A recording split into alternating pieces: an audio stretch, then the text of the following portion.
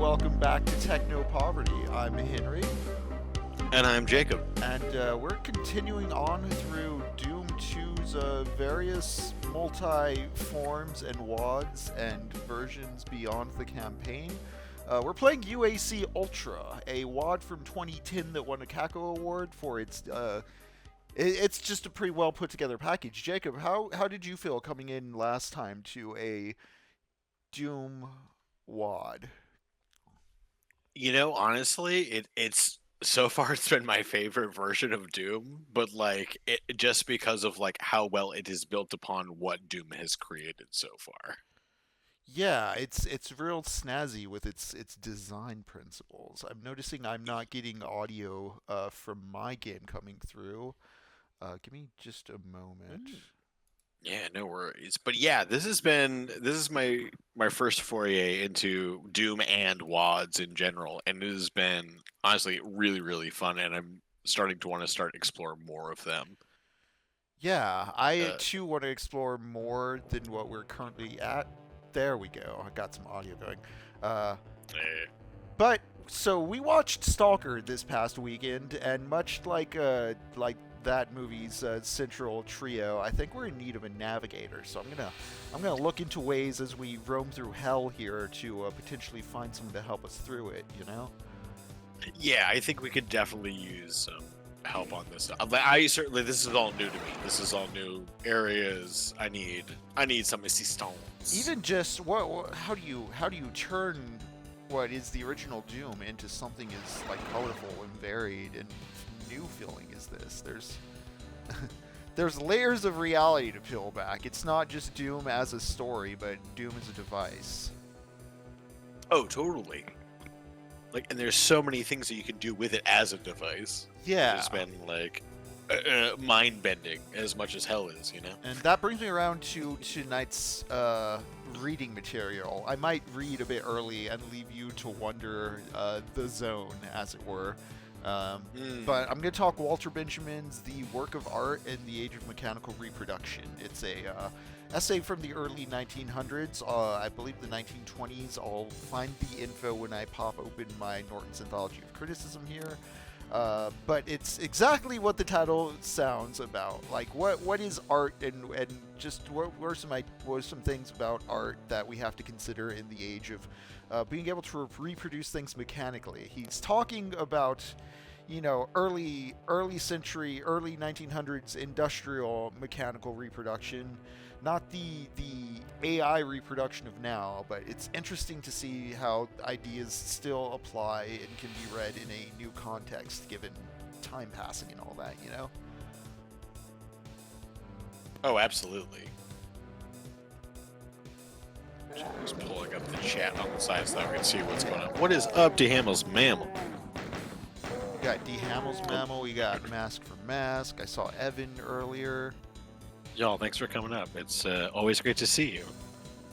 Yeah. It's always a treat on Mondays. It's a great way to end the Monday. Truly.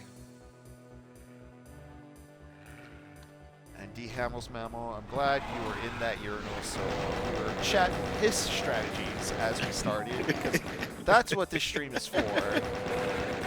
We've been talking about navigating hell, and part of navigating hell is reporting back to your friends what you're seeing in your own personal hell, and, you know, developing a new consensus and language to work with that, against that, fight that.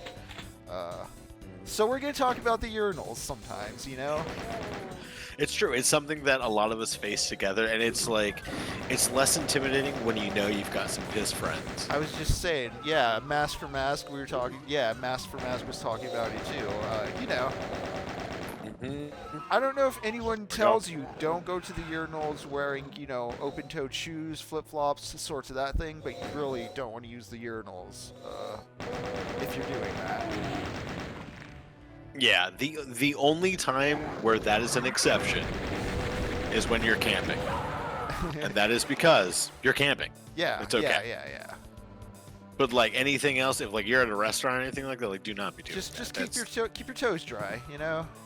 Not just your own splashes, but even if you have extreme stream discipline, Your neighbor might not. Someone might walk up and be a pretty sloppy fellow. Little peeper, seeing what's going on. Things people don't consider. I hope more people now wash their hands than before COVID, but that seems like a lot of naivete, maybe, on my part. Yeah, I will. One great thing about all of COVID was how much cleanlier boys got. I hope that's not just wish casting, but yes, I hope. I hope it's the end of the Shawshank Redemption. Yeah, absolutely. Yeah, I mean, you're I know welcome, I Master certainly Mass. am, This for is why we sure. gotta talk about these things too. Like, Genuine. Listen, we really like a good hygiene, and we're not saying you have to be perfect, but you do have to try. you feel better Gotta do, yourself like- too. Like, so many You dudes truly do. don't understand. Like, yes, there is like the spectacle aspect of makeup and performance and the pressure by society to make particularly women look more beautiful and like do cosmetics. But at And the the same time, contrarian in like young men. but at the same time, like getting a manicure, pedicure, just total refresh, get a massage, like do a deep skin clean like on your face, like it feels good. You will feel It's so refreshed.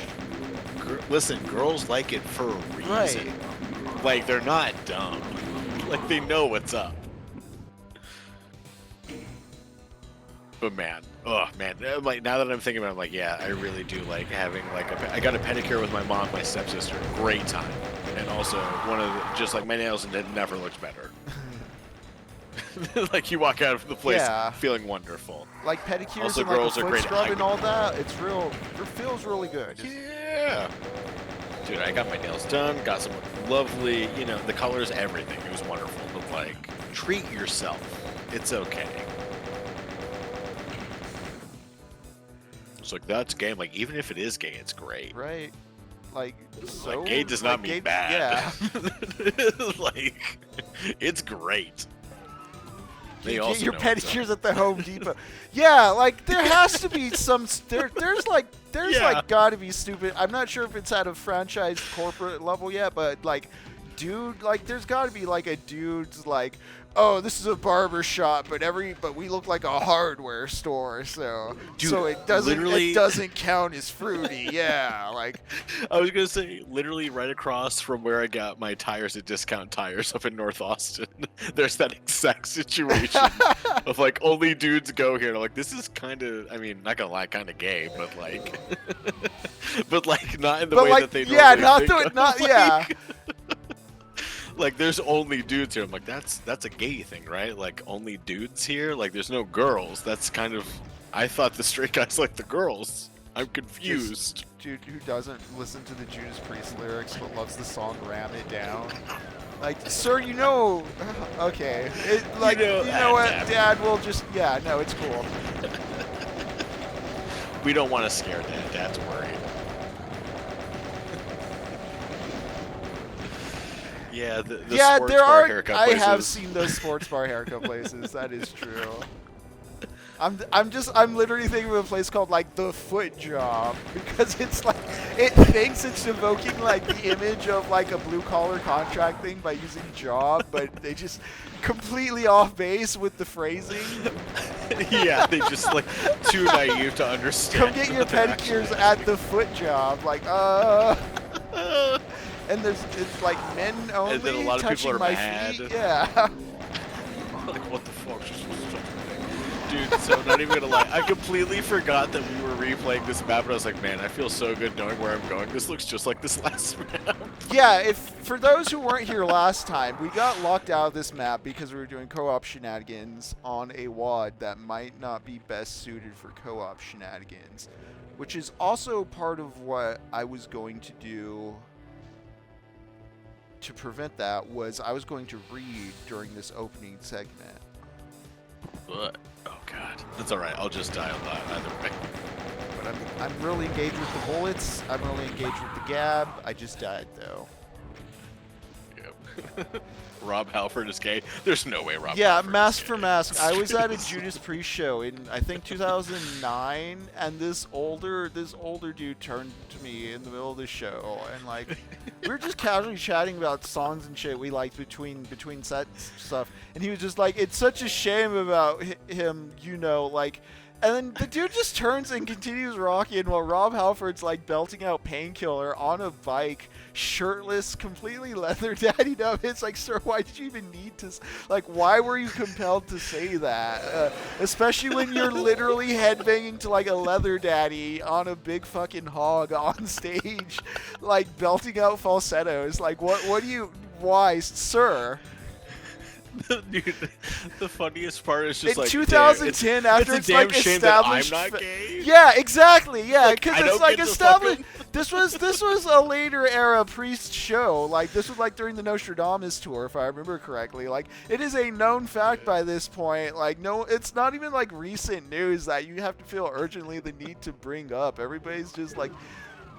The implication is everybody here knows and is cool with it, and really, like, they're like, it's not. It has no bearing. Yeah, we're not going to have like contact. Yeah, just dude, why are you saying Like, this? dude, at metal this moment, rocks, sir? and that's Yeah. okay. Like, It's okay if you're a little hammy with it, sir. Like he literally like bow to your knees and repent if you please. Like You're, it's okay. I thought we were all standing by for Exciter. Like, we knew this, right? Like, you'll taste his fire on your tongue, you know? Yeah. And it rips, like dude. One shot at glory, throbbing hard and seeing red. Destiny calls me. Like, come on, man. The straightest thing I've ever heard. I think about this a lot because like One Shot at Glory is the gayest thing, and I'm like, well, it was the 90s, and it makes me think of how like when Starship Troopers first dropped and people didn't know it was satire or were saying like Verhoeven was making like Nazi propaganda in the same way, or like, you know, Showgirls getting slammed. It's just like, did people just not know what sauce was back in the day? Like, they have no idea. Dude, like, I knew people were dumb, but you're just like, come on, like, really, though? Like, it's so on the nose. Like, they're basically just saying the thing. You're like, nah, that can't be it. Mask for Mask. I love when people say, you know, instead of whatever thing they mean. Yeah, like, no, sir.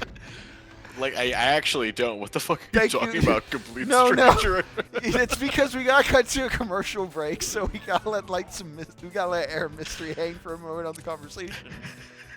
Yeah. This is me marvelizing every conversation I have in the real world.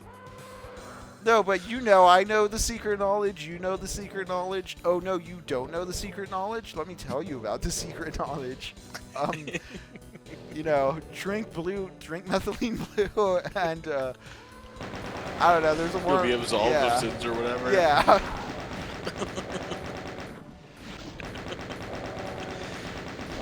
Oh man. You see, we just need to fry the fries in different oil. Dude, yes, Mask for Mask. I've watched Showgirls with friends and exes who were sex workers of various stripes, and it hit the big at the right parties. 100% hit. Absolutely. Yeah. It is. Yeah. Like, it is. Firing on all cylinders. It's a great film. Yeah. Top to bottom. One of my favorite of my physical media collection. It is both, without like, a doubt. great in, like, its satirical aims, but also, like, in its just general, like, it takes serious what is often considered frivolous when it comes to like bimbos or like the female gender construction. Yes. And it leads it to both being a campy movie, but also like there is an earnest like look at exploitation and yeah, just like the competition between keeping up the appearances or serving the ideal like lady for the stage, you know, just the performers. Yeah. Dude, and it's and just so good, top to bottom. Just on a like compositional level, just the amount of bodies constantly moving through frame, the way the camera shadows work, like it's Paul Verhoeven like Paul Verhoeven knows what he's doing. Obviously, Yeah, RoboCop, Starship Troopers. We watched Flesh and Blood a while back while we were playing through the Berserk game for the Dreamcast on the Technicomic Discord. Again, just a real great display of, like, Paul Verhoeven knows how to make morally complicated characters, but also he knows how to make very cartoonishly blunt satire when it needs to be direct. Like, RoboCop's a master. RoboCop is one of the best comic book movies, and, you know, in the sense that it knows the sensibilities of a strong, like, EC horror comic, and it translates that into, like, the moving pictures. Oh, totally. And just European sensibilities. He just sees things in a different way, and I love it. Yeah, Flesh and Blood is very interesting and also super influential on Berserk in the way it has a character who's just an absolute bastard. Just a real piece of shit, Rutger Hauer, with his slick back hair, sloppy steaks every scene. But he's also like a little cockroach, just surviving through the bubonic plague era, doing all kinds of nasty shit. Crazy little man with his cult. Yep. Those little men and their cults, honestly, are very frustrating at times. So it's a problem that plagues us to this day. Yeah. Oh, come on. It's good theming as far as evergreen, shall we say.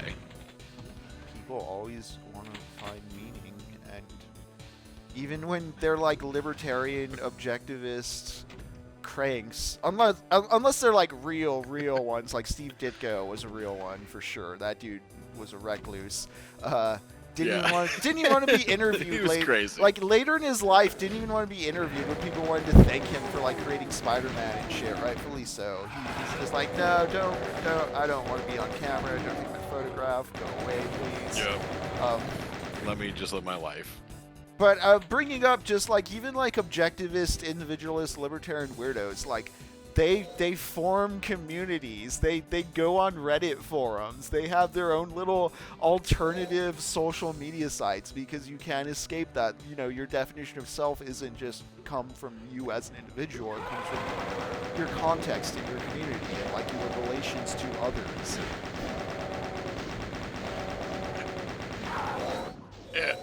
Sorry, the demons are taking over me. Yeah. Oh, God. There's a lot of them up here. Yeah, Master Mask. I had to unfollow Casper Van Dien on Twitch because he plays Starship Troopers and I could not tell if the chat got satire or not. Ooh, it was the best 50-50. Yeah, that's a rough one. Casper Van Dien. What a phrase. Right, like, I was just like, I mean, he definitely...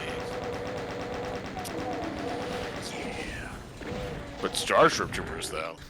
I just remember there was one time you, like, when there was a Starship Troopers, like, Battle Royale, or... There was a Starship Troopers, like, Extraction... I forget what it was. You were playing a Starship Troopers game with a heavy multiplayer focus. Oh, yeah. And it's a great time. It was amazing to me just jumping into the games, how frequent it was just dudes reciting quotes. The whole, like, first month. I felt like we had gone back in time to a pre-Anchorman era. Just all these 35 to 55-year-olds just be like, I'm doing my part. I'm doing my part. My part. Yes. I loved it. It was surreal. It was also just a very interesting experience of nostalgia aging over time and transmogrifying into a new medium. Yeah. I'm doing my part. Yeah, I'm doing my part. It was, you know, this is why boomers are mad, because they don't have that. You know? Like, this is exactly it. It's like... Everything's getting too alien for them. Yeah, there's too many things they can't, like, I don't know what my part is. I never saw that movie. I was too busy, like, working at fucking, I don't know, Radio Shack or some shit. Yeah, this is the worst part, too, of, like, a disintegrating monoculture, or... I say the worst part, but just, like, the fractionalization of broadcast and stuff is...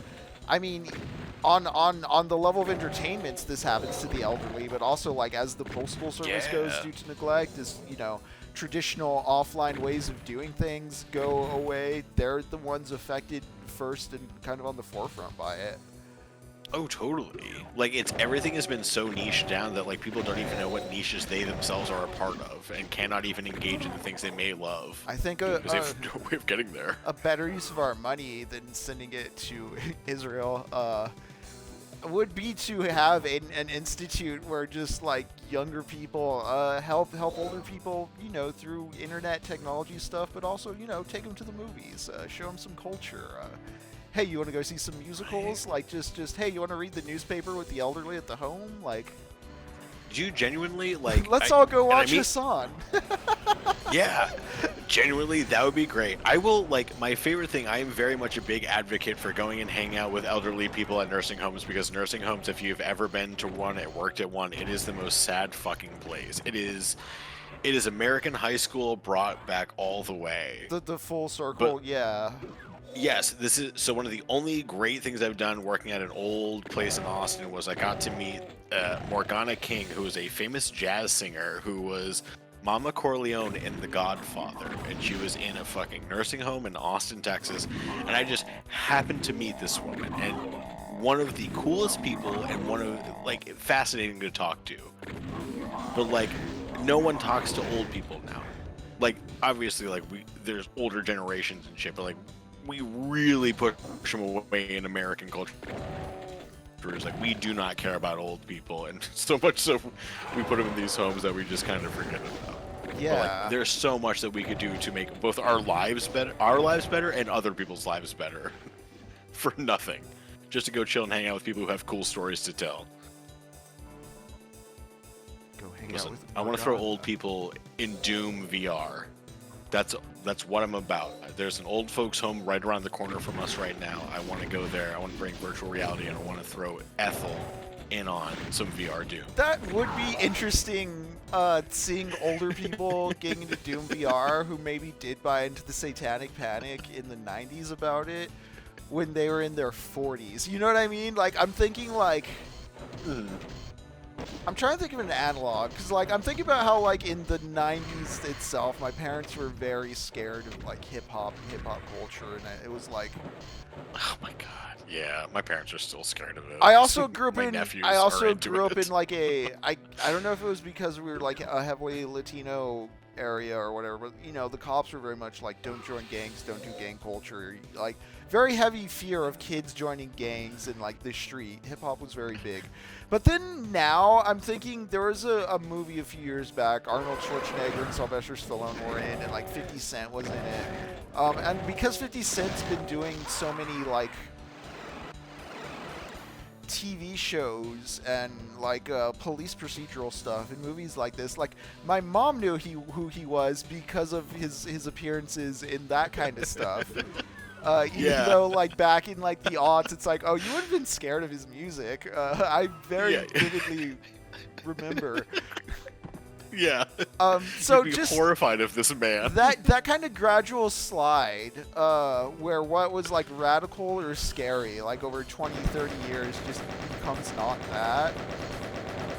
Totally. It'd be interesting seeing some, like, older people reevaluating their feelings on video games, or just, like, getting refamiliarized with something they thought they were scared of. Dude, right? I think there's a big thing. There's also just a complete understanding of the world that, like, how we got stuff. Because, like, one thing I would love to do is talking with old people is just, like, what is the biggest difference? Like, what was, like, something that was just, like, life-changing that is now just, like, commonplace? And there's one dude who's like, man, I love having water running through pipes. I love having water go to my house.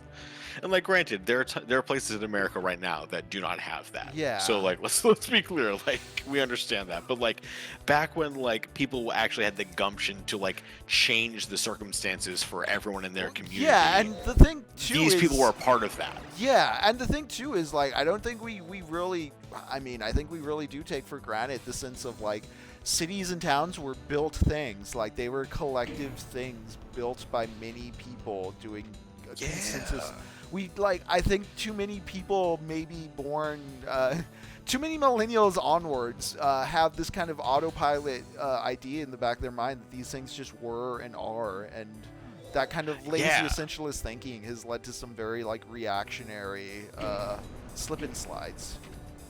Because dude, literally taken for granted. Yeah, which is wild. you think everything's supposed to look like a sitcom from the 90s without understanding what the actual 90s looked like. Exactly. All right, so I hit that one Oh, shit. switch. I think we're beyond the part we got locked out of. Oh, hell yeah. Okay, cool. So now we're locked into the section instead of locked out of the section. Oh, there's a lot Hell of yeah. there's a lot of monsters down there. Shit. Yeah. Yeah, I got you. Literally, I came around the corner as you were starting that. I want to read the. Oh shit! Is that a spider Oh, shit. mastermind? Like straight up. Yeah. Fuck! I fell. And these monsters are assholes. All right.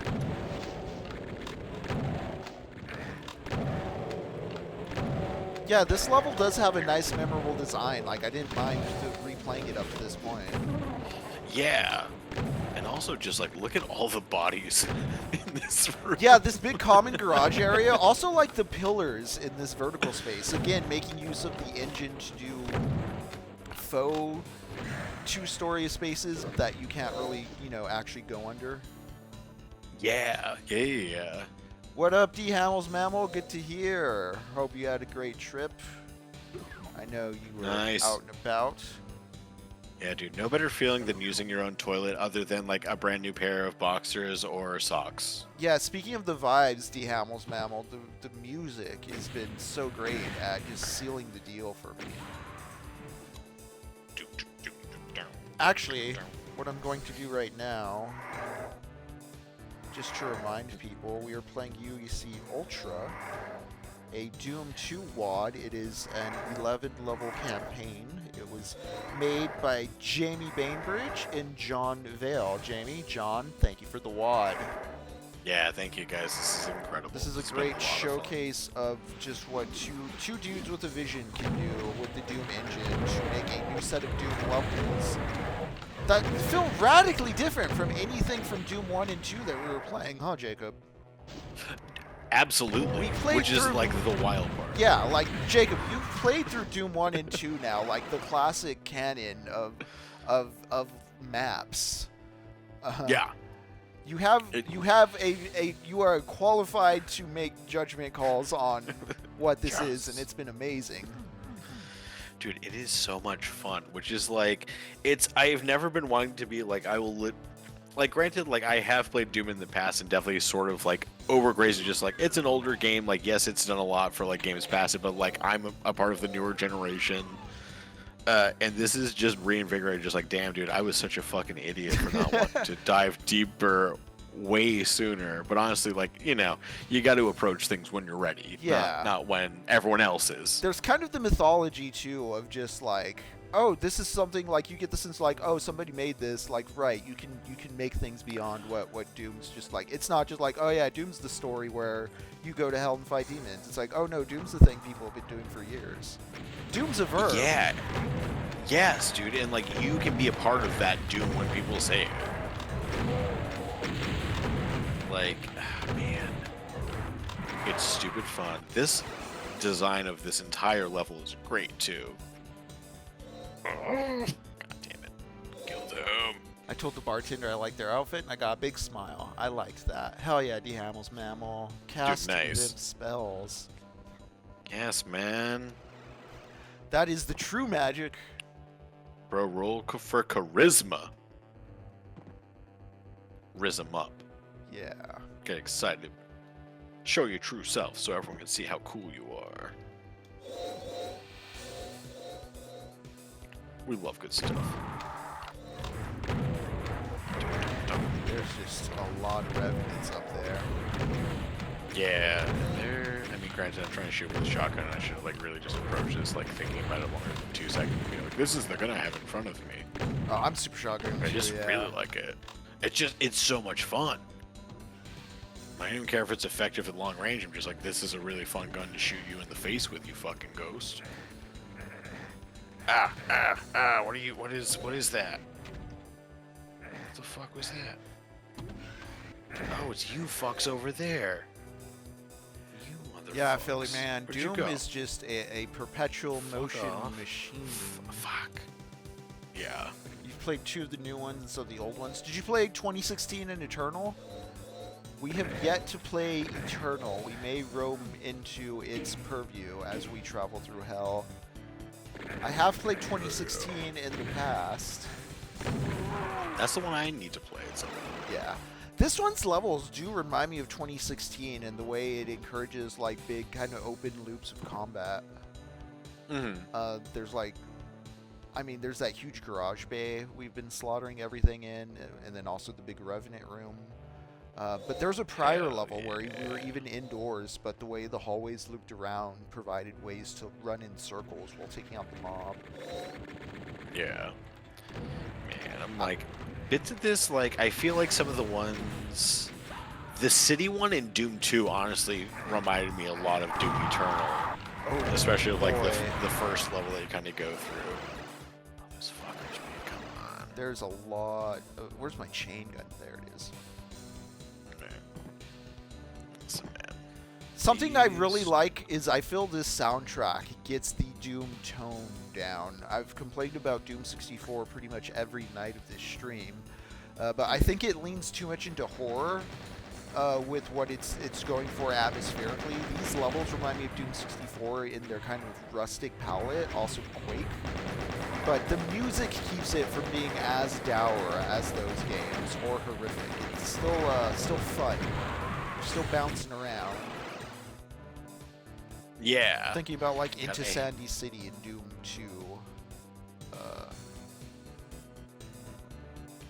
Again, Eternal 2016 with the like heavy industrial thickness. It's not quite the same thing to me. Yeah. Let's see. Yeah. Oh, Philly man, we have not played the My House yet, though. What's My House? Yeah. What is? We will have to look like. Wait, did you go to your house? One? Yeah. Like, is that a? Can I make my house? I'd like to get out of hell and back to my house. I would love to have a house. Damn, yeah. Yeah, we have an We must find. Yeah. We must find our house. My house. Serious house.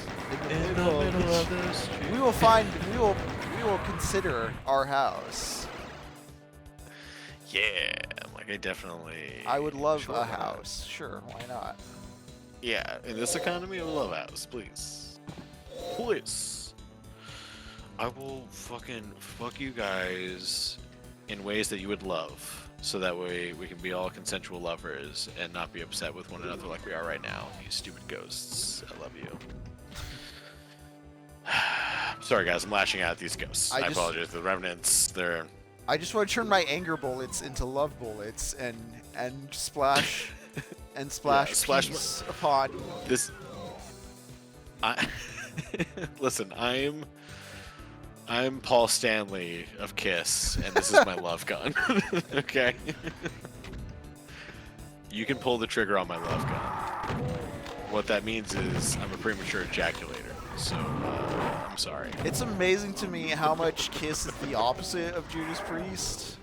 I don't want to rag on Kiss too hard, but let me tell you, I have fun with them. I've been in it. They have their time and place. I'll put it that way, and I'll tell you when their place is not. So like, I've been at the gym and Judas Priest comes on and it rocks. Like, yeah, Ram It Down's playing. It fucking the beats, the guitar, like the speed, it rocks. It works. People are down. People are down with it. It doesn't matter what the lyrics are. I've been in the gym when fucking Kiss comes on. It's a very sour mood. It's not pleasant. I'll put it that way. I don't want to hear about. I don't want to hear sweaty 70s dudes talking about. Don't you want to hear about rock and roll? And how they're doing love things to put just. I don't want to hear about Gene Simmons hitting on minors, man. I don't like. It's some of the skeeziest dad rock. I'll put it that way. Listen, it's only about sex. Like that's all it's about, which is very funny too, because like I love Kiss for what they are and what they aren't, but like it's very funny like seeing the images of Kiss and then hearing their music was very like. Yeah, wait, I think like, I don't like. This is the same band. I don't like the solo to Detroit Rock City. It's very flaccid and limp, and yes, I'm intentionally using that innuendo for a reason. But it totally reflects like the boomer dude mindset that it like it's aged perfectly to reflect the sort of incompetent or impotent anxieties of a certain age of male. Brum, brum, brum, brum. Just, what is this? This is it's kind of short. It doesn't really go anywhere. Listen, man, Ace Frehley is a god. Is there Space if Ace? there's not a Kiss Doom mod, Philly man? There's definitely Kiss Psycho Circus, which I believe is Quake engine. Although it might be some other engine, but it is a PC shooter from like 98, 99.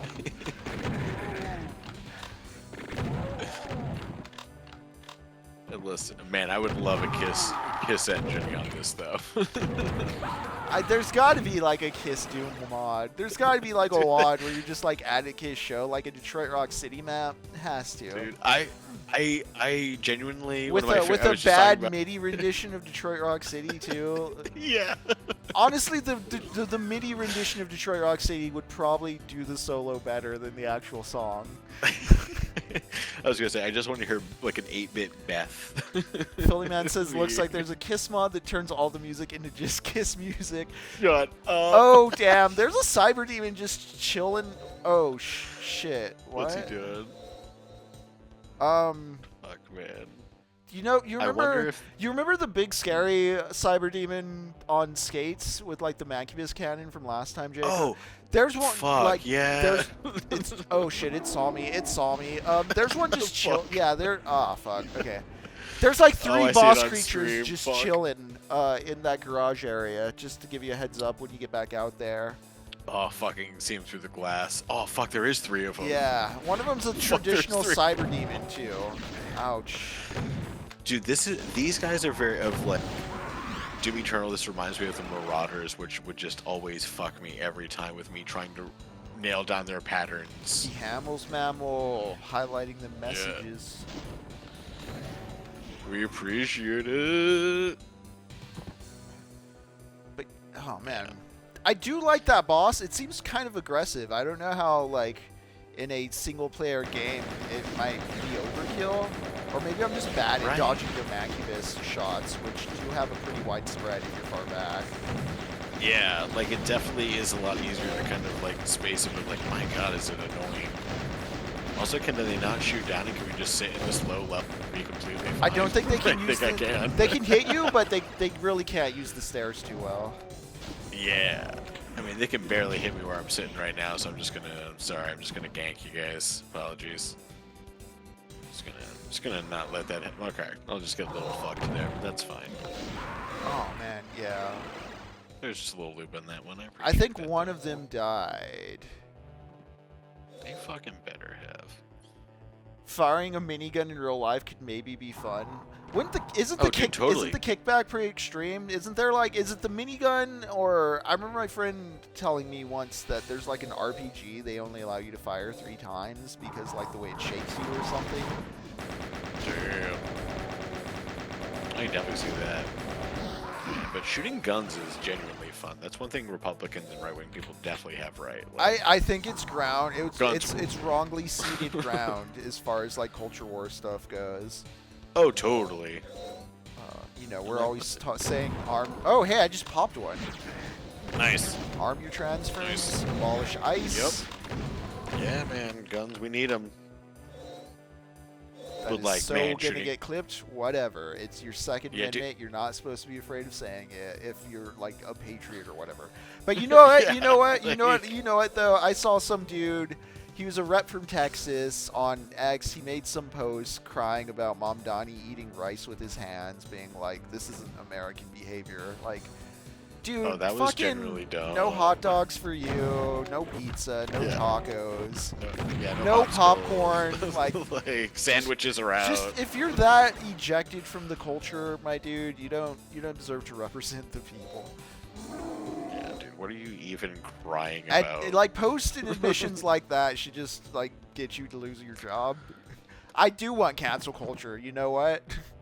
Yeah, dude, I really do, because like a couple motherfuckers really need to start getting like straight up. It's okay. Dumbasses need to get canceled, and I think we can all agree on that. The best thing about getting Gross canceled is because like of getting war. fired from a job. You can just get a different job. Like this is like the part where it's like, oh, I'm canceling. Oh no, now you don't get to grift on like the big time. Well, try to work your way up to the other grift. You know, like Philly man, pull if yourself you- up by your bootstraps. Philly man, if you do have GZ Doom, you can jump in this game should you find it. Oh damn, that Philly man. We're gonna get everyone in stream on this game. Right.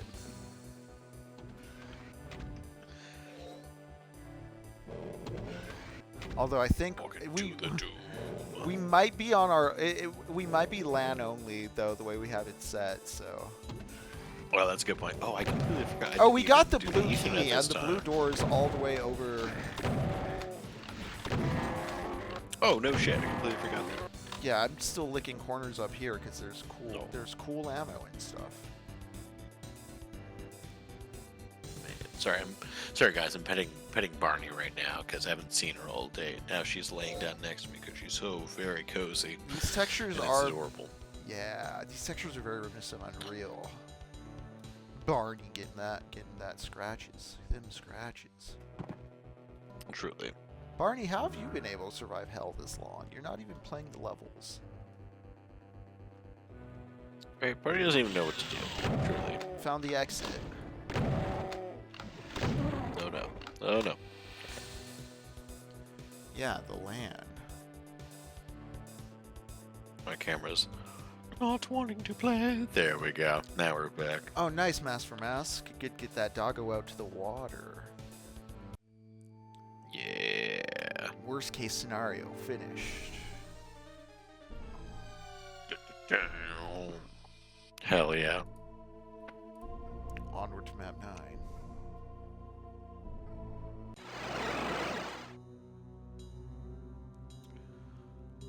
Alright, Jacob. Look at these fucking bricks. Yeah, we're running on Zandronum. I believe it's version 3.2.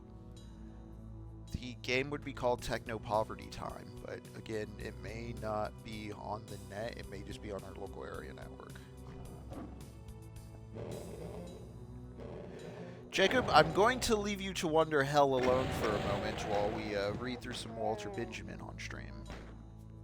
Hell yeah. All right. I'll do what I can. Just for clarification, I am reading the work of art in the Age of Mechanical Reproduction. This is in my Norton's Anthology of Criticism, a very, very handy volume or tome to have or carry. It's kind of hard to really see on camera and such, but it's an anthology of just various essays on literary theory and criticism throughout history. It starts with like Plato, the Greeks, all that. It moves on to St. Augustine, Derrida. There's some Foucault, Walter Benjamin. It goes all the way up to some Zizek and some Frederick Jameson.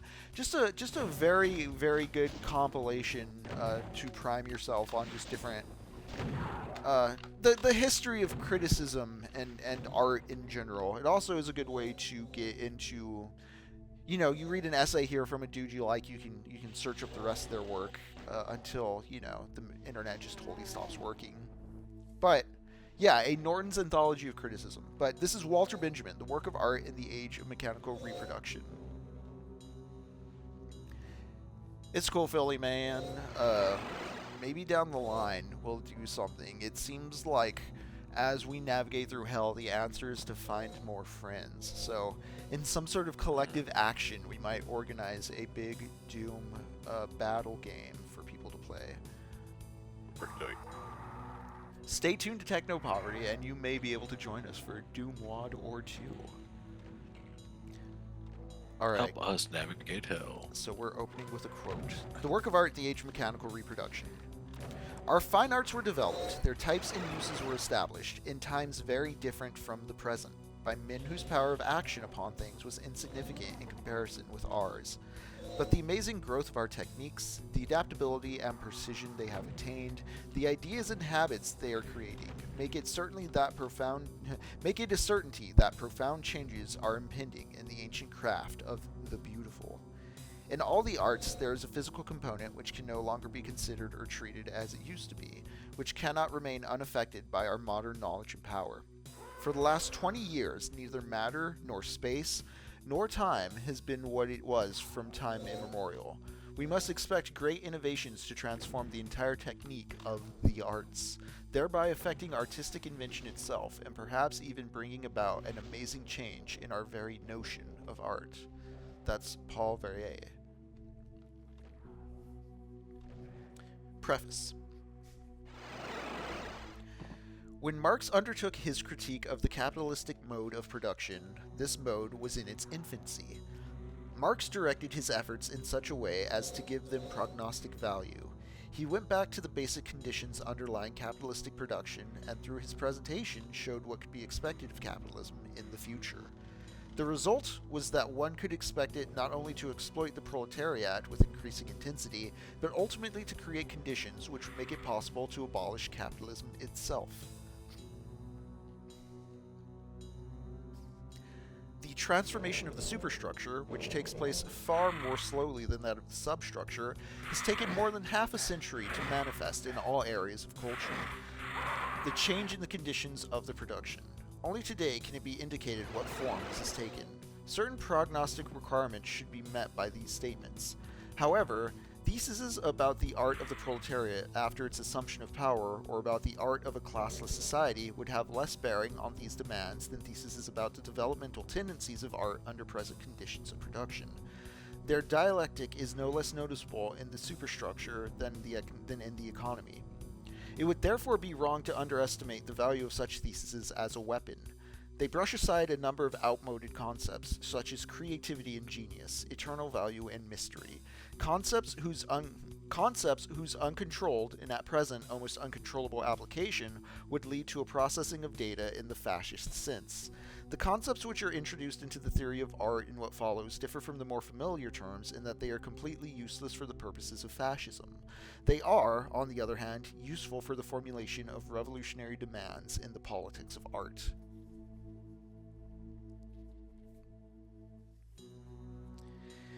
1. In principle, a work of art has always been reproducible. Man-made artifacts could always be imitated by men. Replicas were made by pupils in practice of their craft, by masters for diffusing their works, and finally, by third parties in pursuit of gain. Mechanical reproduction of a work of art, however, represents something new. Historically, it advanced intermittently and in leaps at long intervals, but with accelerated intensity. The Greeks knew only two procedures of technically reproducing works of art: founding and stamping. Bronzes, terracottas, and coins were the only art. I have to make sure I turn the page just right. They're a little thin and delicate. Bronzes, terracottas, and coins were the only artworks which they could produce in quantity. All others were unique and could not be mechanically reproduced. With the woodcut graphic art became mechanically reproducible for the first time, long before script became reproducible by print. The enormous changes which printing, the mechanical reproduction of writing, has brought about in literature are a familiar story. However, within the phenomenon which we are here examining from the perspective of world history, print is merely a special, though particularly important, case. During the Middle Ages, engraving and etching were added to the woodcut. At the beginning of the 19th century, lithography made its appearance. With lithography, the technique of reproduction reached an essentially new stage. This much more direct process was distinguished by the tracing of the design of stone rather than its incision on a block of wood or its etching on a copper plate, and permitted graphic art for the first time to put its products on the market, not only in large numbers as heretofore, but also in daily changing forms. Lithography enabled graphic art to illustrate everyday life, and it began to keep pace with printing. But only a few decades after its invention, lithography was surpassed by photography. For the first time in the process of pictorial reproduction, photography freed the hand of the most important artistic functions, which henceforth devolved only upon the eye looking into a lens. Since the eye perceives more swiftly than the hand can draw, the process of pictorial reproduction was accelerated so enormously that it could keep pace with speech. A film operator shooting a scene in the studio captures the images at the speed of the actor's speech. Just as lithography virtually implied the illustrated newspaper, so did photography foreshadow the sound film. The technical reproduction of sound was tackled at the end of the last century. These convergent endeavors made predictable a situation which Paul Viret pointed out with his sentence: just as water, gas, and electricity are brought into the houses from far off to satisfy our needs in response to a minimal effort, so we shall be supplied with visual or auditory images, which will appear and disappear at a simple movement of the hand, hardly more than a sign. Around 1900, technical reproduction had reached a standard that not only permitted it to reproduce all transmitted works of art, and thus to cause the most profound change in their impact upon the public, it also had captured a place of its own among the artistic processes. For the study of this standard, nothing is more revealing than the nature of repercussions. For the study of this standard, nothing is more revealing than the nature of the repercussions that these two different manifestations, the reproduction of works of art and the art of film, have had on art in its traditional form. 2.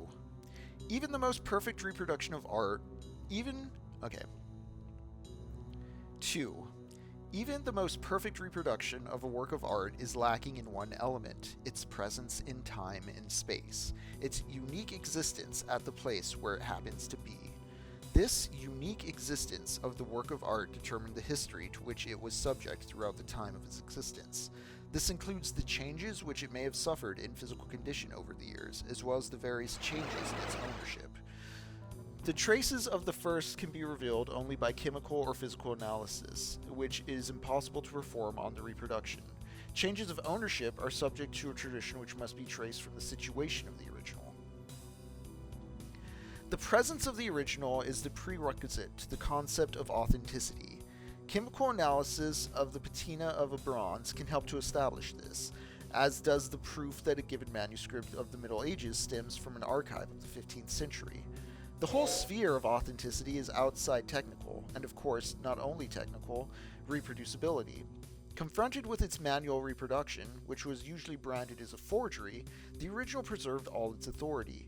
Not so via technical reproduction. The reason is twofold. First, process reproduction is more independent of the original than manual reproduction. For example, in photography, process reproduction can bring out those aspects of the original that are unattainable to the naked eye, yet accessible to the lens, which is adjustable and chooses its angle at will. And photographic reproduction, with the aid of certain processes, such as enlargement or slow motion, can capture images which escape natural vision. Secondly, technical reproduction can put a copy of the original into situations which would be out of reach for the original itself. Above all, it enables the original to meet the beholder halfway, be it in the form of a photograph or a phonograph record. The cathedral leaves its locale to be received in the studio of a lover of art. The choral production, performed in an auditorium or in the open air, resounds the drawing room. The situations into which the product of mechanical reproduction can be brought may not touch the actual work of art, yet the quality of its presence is always depreciated. This holds not only for the artwork, but also, for instance, for a landscape, which passes in review before the spectator in a movie. In the case of the art object, a most sensitive nucleus, namely its authenticity, is interfered with, whereas no natural object is vulnerable on its score. The authenticity of a thing is the essence of all that is transmissible from its beginning, ranging from its substantive duration to its testimony to the history which it has experienced. Since the historical testimony rests on the authenticity, the former, too, is jeopardized by reproduction when substantive duration ceases to matter. And what is really jeopardized is when the historical testimony is affected is the authority of the object. Philly Man recommending Japanese community projects. You know what, Philly Man? I think we're going to find a guide you may find familiar who's going to perhaps help us through a few things in the coming weeks. Okay. Just a heads up about future episodes, though. Tomorrow, Shin Megami Tuesdays is back. We are still playing Nocturne. On Thursday, July 3rd, we are not having a stream. Instead, on Friday, July 4th, we're streaming at 2 p.m. Central Time. We have a special holiday-themed game for the 4th of July. It is not going to be a Doom due to the transfixion of time, space, dates, all that good stuff. America's birthday overrides our hellish domain for a day. We're going to be playing a special game. I'm going to keep it secret up until we play it. I may have slipped and mentioned it in the past before, but if not, I'm going to keep my lips sealed. And in true American fashion, there is no book associated with the July 4th game. So, heads up on that. Yeah, and so we're talking about the work of art in the age of mechanical reproduction, and Benjamin here is talking about how mechanical reproduction robs the authenticity of an object, how the original of an object is granted authenticity by the time it is made in and the time it endures. And you know what, Jacob? I had a very hellish thought when I was at the grocery store the other day. There was some mask for mask. I'm going to tell you right now, it is not that, but down the line, I'll consider it. This is going to be, I'll give a few hints. It's a PS2 game. It is still within the same genre as Doom, except we're going to see how a game made with on a technically more powerful console with more powerful tools at its disposal comes out worse than Doom. Yeah. I'm not gonna say more about the July 4th game, but maybe next year or the year thereafter, if we turn July 4th into a regular thing, Metal Wolf Chaos is a good call. But mask for mask, yeah, we have something interesting coming up on the 4th of July. Once again, 2 p.m. CST that day. Back to my hellish thought. I think it was Tears for Fears. There was like an 80s top 40 pop kind of inoffensive song at the grocery store. It was one I recognized because I recognized the vocalist, but I didn't necessarily know the name of the song. I was just like, oh yeah, I've heard this person sing other top 40 80s hits before. It's that one band. Yeah. But I was thinking, at what point could a grocery store or just these licensed public music spaces start slipping in AI-generated tracks that sound like old bands just enough, but it's new or original stuff so that it costs less and it's cheaper to make and produce, and people just forget. Like, the context of the original pop music is gone. There's already enough boomer dads out there who will tell you nobody listens to the lyrics. We still consistently listen to Bruce Springsteen at right-wing rallies. I'm being told Spotify's already doing that. I did see something, some Beach Boys styled, like it looks like a 60s kind of hipsterdom style aesthetic, just a lo-fi. What was the name of that band? It had like 300,000 listens already, but yeah, so, Benjamin writing this, let me look up again the year this was, but I want to say the 1920s, but let's make sure. Fuck you, demon. Fuck you, demon. Fuck you, demon. 1935 is when Benjamin was writing this. So in 1935, he's talking about the loss of authenticity in art as we reproduce it mechanically in a way that robs it of craft and context. Mass reproduction. It's funny because I'm using Magic the Gathering cards as bookmarks in this Norton's anthology. I have multiple Magic the Gathering cards, duplicates. This is the world map card. For any who don't know, Magic the Gathering right now is doing a Final Fantasy crossover, and the 90s kid in me just could not resist picking up a few boosters. But I get this world map card, quite a few of them. I've been using them as bookmarks in this big thick tome. But yes, Mask for Mask, AI slop is the art of the fascist movement in the way that it is, seeking to remove friction and only recreate the ideal. It can't really imagine anything new. It's just a way to shorthand and automate these kind of essentialist ideas of what art is. You can tell, like, even if you wanted to give AI the benefit of the doubt, minus the theft aspect, the environmental aspect, no one's just made cool art with it. Like, cool art would be self-evident. It would be something where people are like, oh shit, that fucks. But like, every time there's like, look at this award-winning AI thing we put this contest, people are like, get the fuck out of here, we don't want this. This is something I saw a post online earlier talking about how, when Google tools were first being unleashed on the internet, people wanted to use them. They didn't need to really advertise them. They were serving a need. Kind of in the same way when we were talking about Naked Lunch during Umarangi generation, the difference between a commune and a borough. The commune serving a need, that was first. The boroughs making problems for it to police. Yeah, Philly man, they will need to continue to farm human-made art to keep the machine from generating slop made from its own slop. Coherent art wizards or influencers or those just speaking sensibly to the robot so that it doesn't go insane and just vomit on itself. I was just thinking too, like how much like Matt Walsh must love being able to use AI for his terrible Yeah, movies. we see like, this. It's the exact sort of thing of like, we can't get an actual situation to work, so I will fabricate one with a computer that can't tell me no. Right, King of... And like, it won't tell me why it's a bad idea.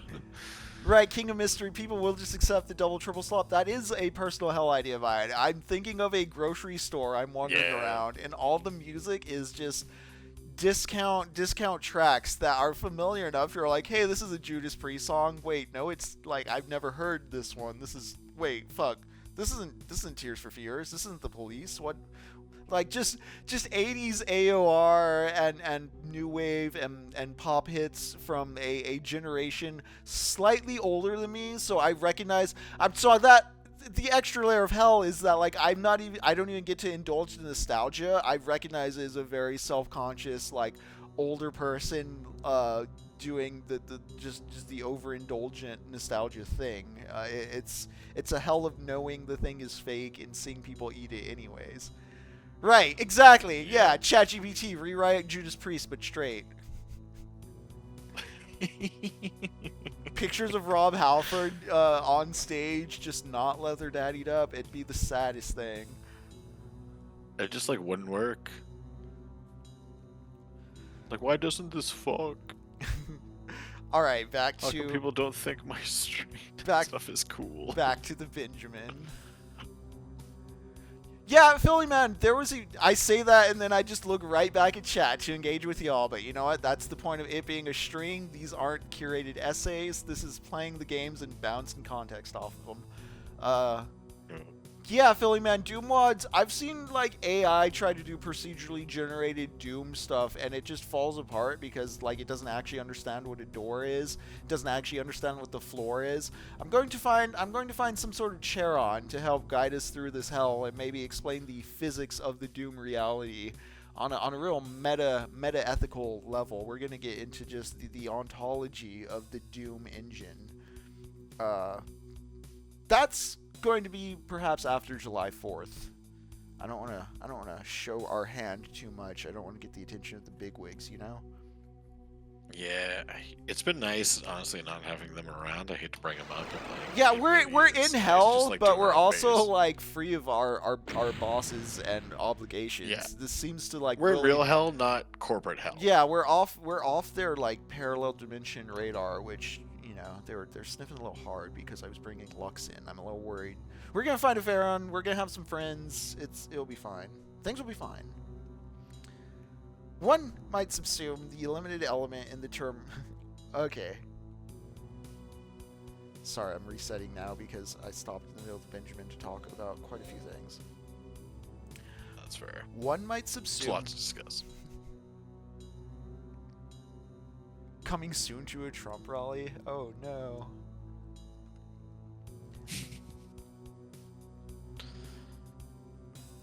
What? Trump rallies, one of the saddest places to ever be. I mean, are those still? Are they?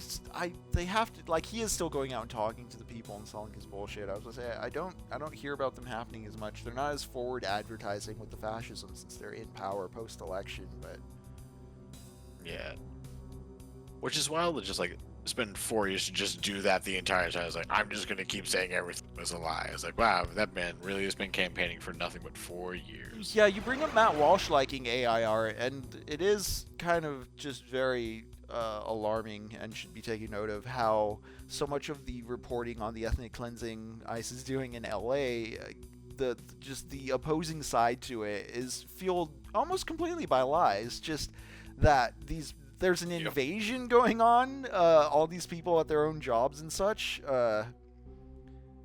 just trying to get by, getting roughed up by dudes with guns, just roaming the streets, snatching you off the corner if you are the wrong color.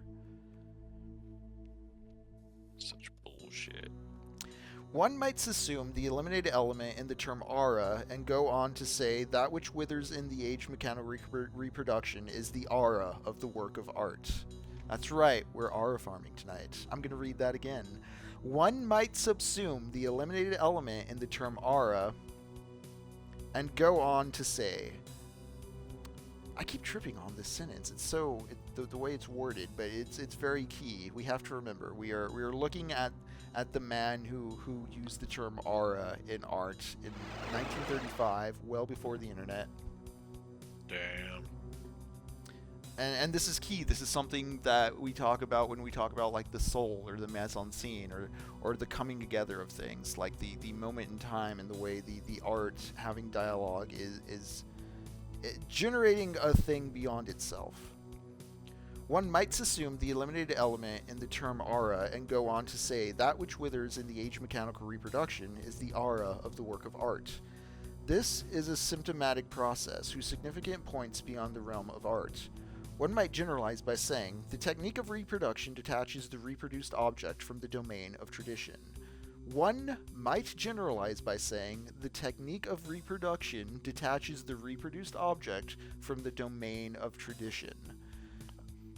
This is something I actually hold very dear. When he says the domain of tradition, I think of the domain of religion. I think of the concept of the sacred and what people really believe versus what they espouse they believe. Is like, what do they hold sacred or religious? Like, what actually animates them to act through life? I think of, I'll complain about Joe Brandon talking about fighting for the soul of America, but I also think about how Jan Sixers, their ultimate kind of animated action was a glorified complaint to the manager. There wasn't like an actual revolutionary structure to be supplanting what they were overthrowing. It was just a ventilation of anger.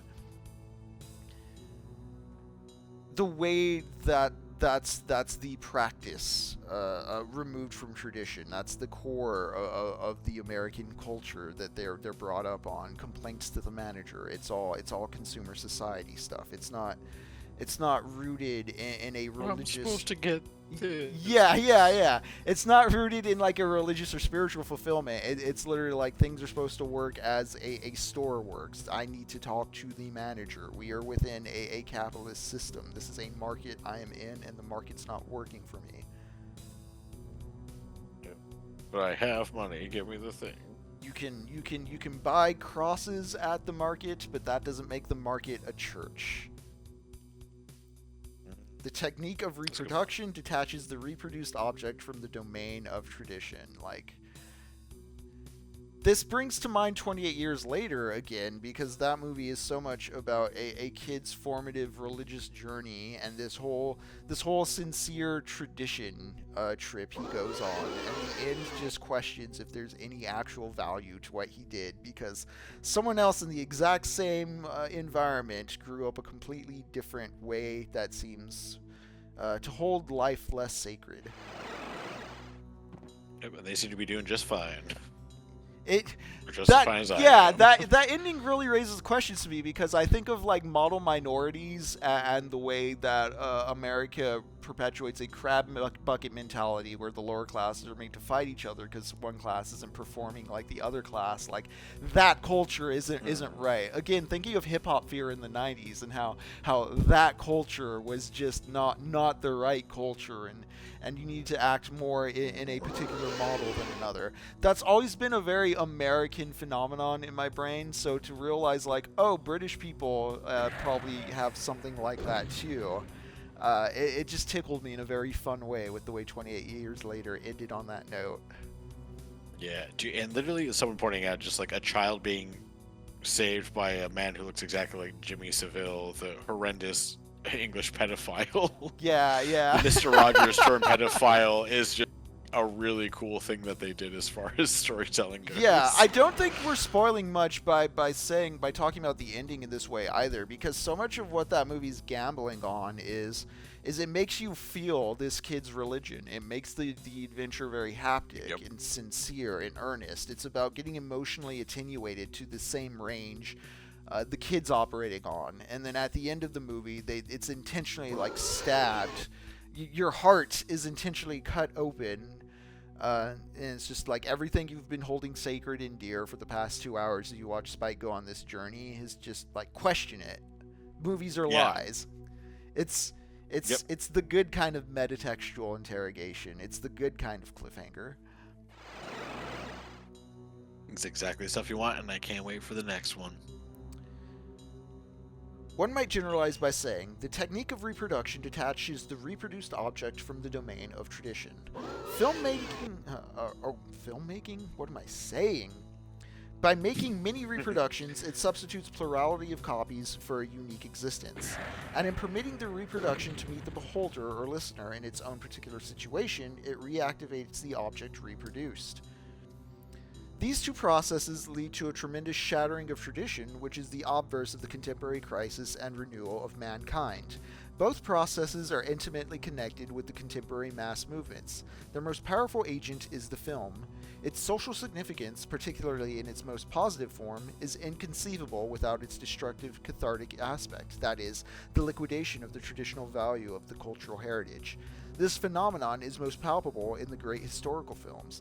It extends to ever new positions. In 1927, Abel Gance exclaimed enthusiastically, "Shakespeare, Rembrandt, Beethoven will make films. All legends, all mythologies, and all myths, all founders of religion, and the very religions, await their exposed resurrection. And the heroes crowd each other at the gate." Presumably, without intending it, he issued an invitation to a far-reaching liquidation. I want to read that again. A far-reaching liquidation. Talking about the way reproduction cheapens tradition, removes the religious from the sacred. Think about it. Shakespeare, Rembrandt, Beethoven, they will all make films, all legends, all mythologies, and all myths, all founders of religions, and the very religions themselves await their exposed resurrection, and the heroes crowd each other at the gate. Jacob, we have a Bruce Springsteen movie coming out that just looks like Walk Hard. It just looks like Walk Hard played straight. And like, you know, we've had Bohemian Rhapsody, which from I understand is kind of a train wreck. We've had a few better Bowie pictures that aren't really like the Walk Hard biopic type thing, but so many of these like music bios and these history bios are just flooding the zone. All mysteries, all religions. We have Martin Scorsese doing a mini-series on the Saints, produced by Fox News. Everything's being resurrected as a movie, as a trend, dude, as something you can fandom dork out. Everyone's gonna make their new Garden State. Yeah, yeah. Even Garden State as an object, like it's the music. Everyone's having their chance to make their musical Garden State, and it's their like Walk Hard of it. And I'm just like, God damn, dude. Like, we get it. A musician had like a struggle, but like, even J.D. Vance. I love Bob Dylan. I love all the art. Yeah. I love that too. Dude. It's more the insistence on turning it to hagiography, of elevating it into like mythology, and like these are gods. Like, I mean, Yeah. Yes, the 60s was a decade of interesting cultural revolution for sure, but it was literally 60 years ago. Um, Right. Like, are we gonna do this for like who are horrendous pedophile directors that we can like make a biopic about and make him seem we've like a god and just kind of glaze over?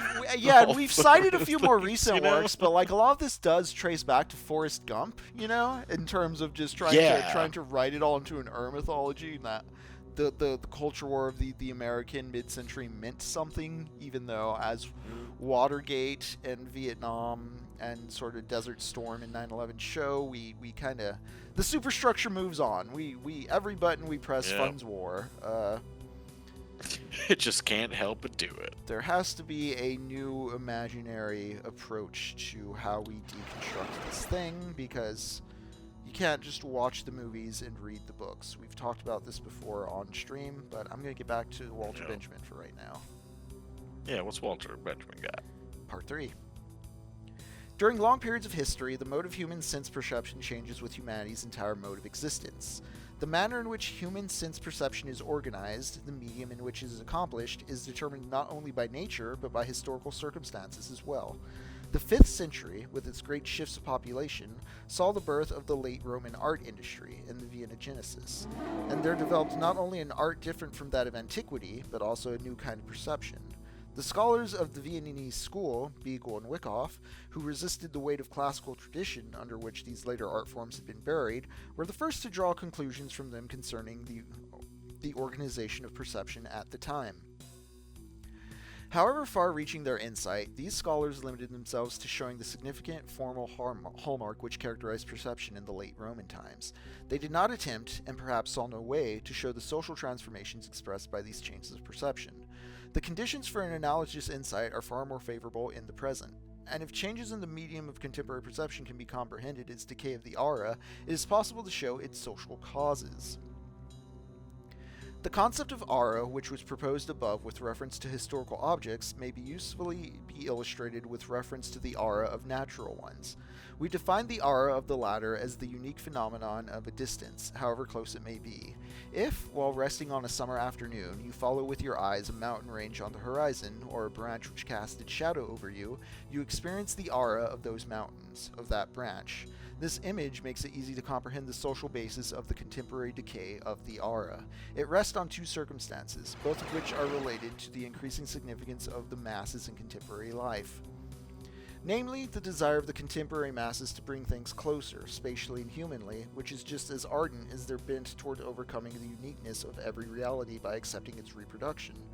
Every day, the urge grows stronger to get a hold of an object at very close range by way of its likeness, its reproduction.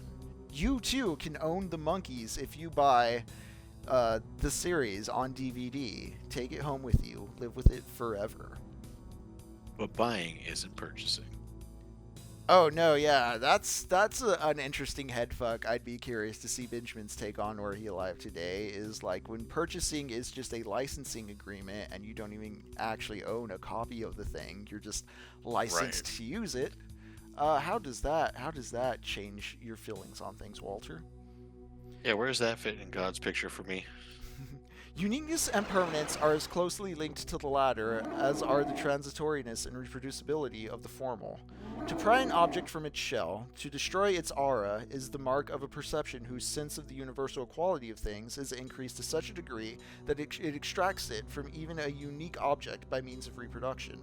Thus is manifested in the field of perception what in the theoretical sphere is noticeable to the increasing importance of statistics.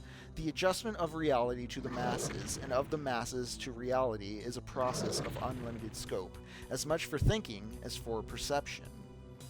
The adjustment of reality to the masses, and of the masses to reality, is a process of unlimited scope, as much for thinking as for perception. What is real, man? What, man? But if we can all own copies of a movie and we're all just acknowledging they're copies of the movie, what remains to talk about within the movie? I guess aura could be perceived or persevered if your movie's actually saying something, if your art's actually seeking to communicate dialogue in earnest with someone. You know, there's ways beyond just the craft of the thing to farm Ara. That's not Benjamin, by the way. He brought up Ara, but we're not gonna slangify it. Or he didn't invent the Ara farming phrasing. That was more of a gamer boy internet thing. Gamer boyification. More recently. The uniqueness of a work of art is inseparable from its being embedded in the fabric of tradition. This tradition itself is thoroughly alive and extremely changeable. An ancient statue of Venus, for example, stood in different traditional context with the Greeks, who made an object of veneration, than with the clerics of the Middle Ages, who viewed it as an ominous idol. Both of them, however, were equally confronted with its uniqueness, that is, its aura. Originally, the contextual integration of art in tradition found its expression in the cults. We know that the earliest artworks originated in the service of a ritual, first the magical, then the religious kind. It is significant that the existence of the work of art with reference to its aura is never entirely separated from its ritual function. In other words, the unique value of the authentic work of art has its basis in ritual, the location of its original use value. This ritualistic basis, however remote, is still recognizable as secularized ritual, even in the most profane forms of the cult of beauty. The secular cult of beauty, developed during the Renaissance and prevailing for 3 centuries, clearly showed that ritualistic basis in its decline and the first deep crisis which befell it.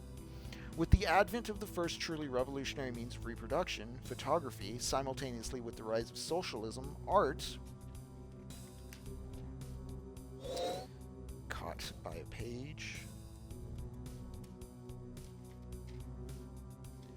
With the advent of the first truly revolutionary means of reproduction, photography, simultaneously with the rise of socialism, art sensed the approaching crisis which has become evident a century later. At the time, art reacted with the doctrine of l'art pour art, that is, with the theology of art for art. This gave rise to what might be called a negative theology in the form of the idea of pure art, which not only denied any social function of art, but also any categorizing by subject matter. In poetry, Mallarmé was the first to take this position. Art for art. Art doesn't have to mean anything. It doesn't have to serve a social purpose. Art is there to be art. It's there to provoke and to be beautiful and to distract or hit you with the sublime. An analysis of art in the age of mechanical reproduction must do justice to these relationships, for they lead us to an all-important insight. For the first time in world history, mechanical reproduction emancipates the work of art from its parasitical dependence on ritual. To an ever greater degree, the work of art reproduced becomes the work of art designed for reproducibility.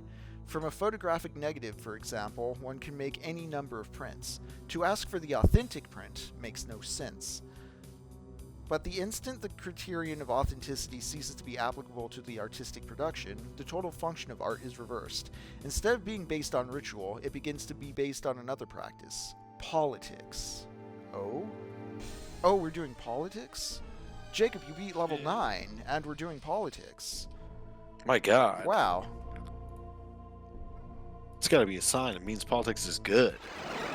Maybe doing politics is part of the purpose of art, or maybe it's an inescapable piece of art when it's made in the context of the moment, you know? Nah, that's crazy. That can't be. Maybe it's maybe it's impossible to avoid politics in the production of art in this day and age because of the ways in which we interface with politics in our superstructure. The instant the criterion of authenticity ceases to be applicable to the artistic production, the total function of art is reversed. Instead of being based on ritual, it begins to be based on another practice: politics. Why is politics different than ritual? That's an interesting distinction right there. You know what? We're going to get back to it. Just a moment. Well, good. I'm gonna jump back in here with you, though. I'm scared. Yeah, I want to explore Doom for a bit. I've been letting you run the gamut that last level. I didn't get to see anything of. What was it like, Jacob? It was really fun. I do not like large rooms with. I mean, I do appreciate having large rooms to run around to free myself from the fire of demons. But my God, is it tiring and just like big bad demons are bad and really hard to fight. They're cyber demons small arms, and big guys. Yeah, they had two or three cyber demons, and then two of their own special skater boys. Oh, those skater boys are a terror. Dude, they really, really are. I mean, I appreciate them. They're great design, but man, do they kind of suck when you really have to deal with them.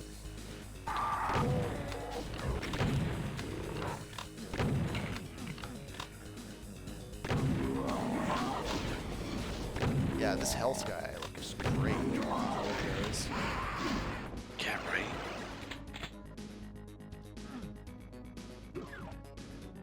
Oh, hello, spiral stairs. Nice. Take that demon to the head.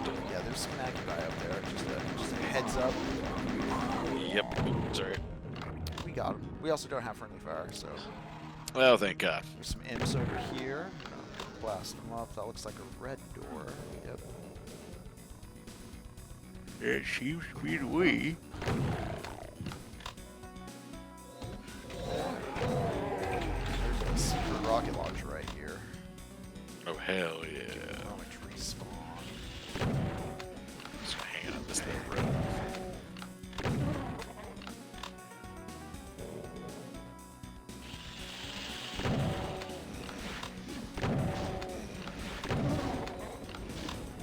But yeah, as Benjamin talks about the ritual basis for art shifting towards a political basis, it makes me think of the kind of two polarities of hyper online fandom, where everything's political or everything's religious, everything's real or everything has to dictate politics, or everything has to dictate politics because it is real. It's just the wires crossing in the worst possible way.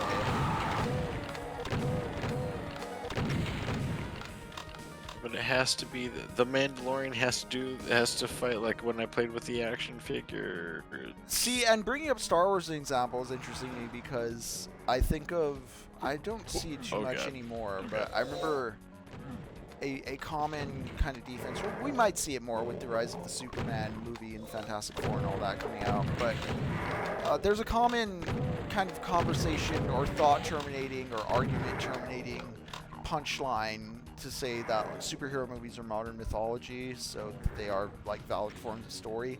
I agree generally with that statement, but I don't agree with it as a defense of the current big tentpole take on superheroics. If you really think superheroes are a mythological or religious object, something worth being revered and studied and scrutinized in the same way as religion or mythology, I think you'd be very upset with just kind of what superhero movies are, as in terms of like for-profit endeavors that water down the source material heavily. Yep. Like if that's your mythology, you're watching very weird adaptations of the Bible. And not even in a pure flicks, God's not dead, it's on your side way. Yeah, just a bad interpretation of a thing. Yeah.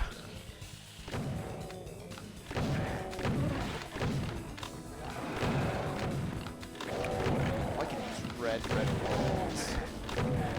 Yeah, it's pretty great. And that's the thing too, D. Hamill's Mammal, when I say waters down the source material, I don't necessarily... It's not necessarily the whole of comic book movies that do that, and I do think there's some interesting takes that you can still do cinematically. I'm not against adaptation. I'm against lazy adaptation, or kind of assembly line adaptation that just does it for a buck without much ideological interest or artistic passion.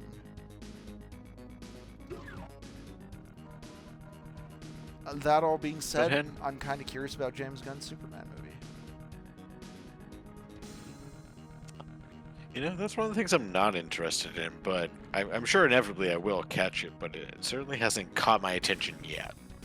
Yeah, do you see much marketing for it, considering, I don't know, I feel I'm more comics tilted.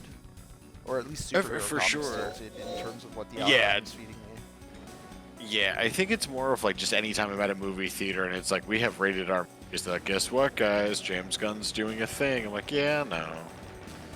But I've also never been a big superheroes person, not even comics big So, like, person in do general. you have any interest, or have you really seen much on the Fantastic Four movie coming out?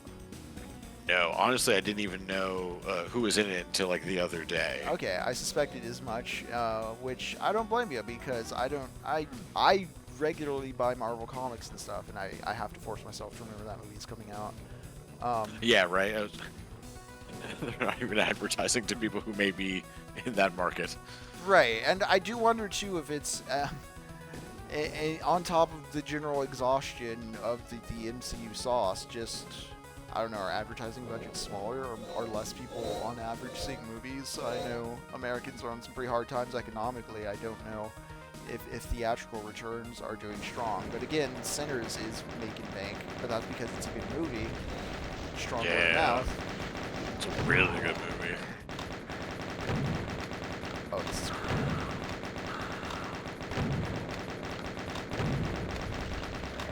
Ah, don't set me on fire, you son of a bitch. Alright, good. But yeah, that confusion of consumption items as ritual objects. The thinking that watching Andor is praxis. Again, I love Andor. I just don't think it's going to start a revolution. Yeah, dude. If all the other movies about rebels fighting the Imperials didn't start the revolution, I really do not think that this one is going to be. George the one that, Lucas had handsome Darth Vader just repeating George W. Bush and Dick Cheney lines verbatim in his, like, the bad guy saying the politics line very explicitly. Also, yeah, the rebels are supposed to be the Viet Cong. It's all the same politics since A New Hope. It's not radically new. It's haptically engrossing in a way that Star Wars hadn't been for a moment, which is Andor's true strength. But yeah. Yeah. Wow. My favorite thing with Andor is just the ability to not talk about any Skywalker or any character I have ever seen in any Star Wars thing. Phil, you just learned right now that what? There's a Fantastic Four movie coming?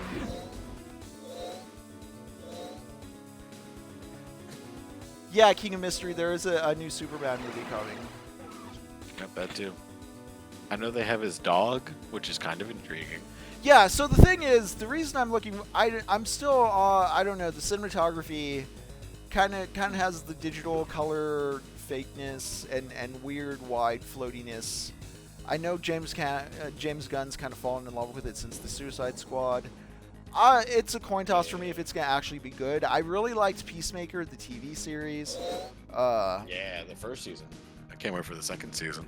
Is there a second there? Oh yeah, things take forever to get their second season out now. Anyways, and I think they're kind of like reverting to or redoing essentially, like the first season didn't count or something. But the thing I like about, or the thing that I'm interested in with the Superman movie is, at least from the trailers, is a lot of the weird kooky sci-fi shit seems to be in, like the aliens, the other Green Lanterns, just internet, just other DC characters that are from space and kind of more out there. Superman's a very silly book. I don't think any of the movies, the live-action movies, have really done it justice. The opening of Man of Steel is almost there, but it is still painted very grimdark and serious. But, like, Superman's an alien. He deals with other aliens and interdimensional travelers and just weird galactic conundrums and stuff. It's kind of necessary, even in the 50s and 40s when he was first starting out. He is Superman. He can just beat up bank robbers and terrestrial sets. They did have to get more creative and make him fight like eldritch horrors and aliens and weird conundrums. So there's like a very cartoonish, high quality, also retro-futurist 1950s science fiction strand of storytelling going on in Superman that I really have never seen in any of the live action stuff in a fun or smart or engaging way. And the new movie looks to at least have some of that stupid, colorful bullshit. I don't know if it's going to be coherent, but I like that they're trying. Yeah. I like anything that'll try something new inside of a new realm. So it's, you know, I do like James Gunn's stuff. Not a bad director by any stretch. Just like Superman is just specifically Superman has never really got to me because as a concept, it's never sold right. Yes, very true. Like I think there's some people who kind of like got the appeal to me like on the human level, but I was just kind of like can't be killed by anything. So I'm just like I don't know how you create tension.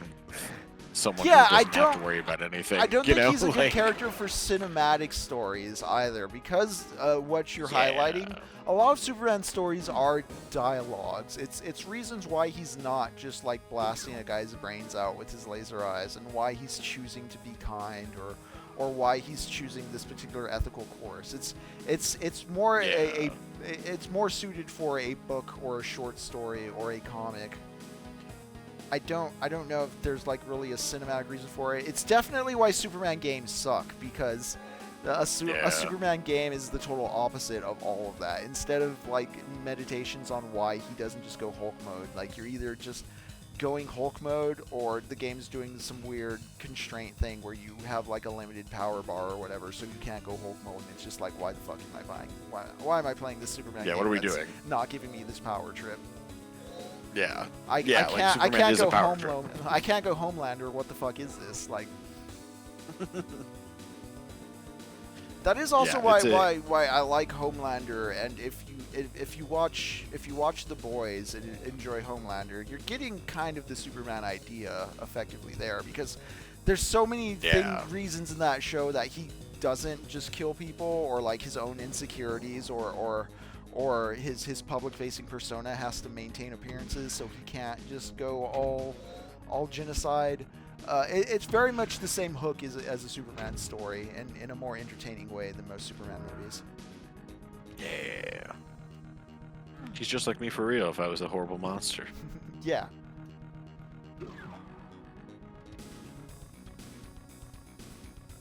Yeah, that's pretty funny, Mask for Mask. How'd your mom react when you showed her that kind of stuff? Right. There's a hell game. Yeah.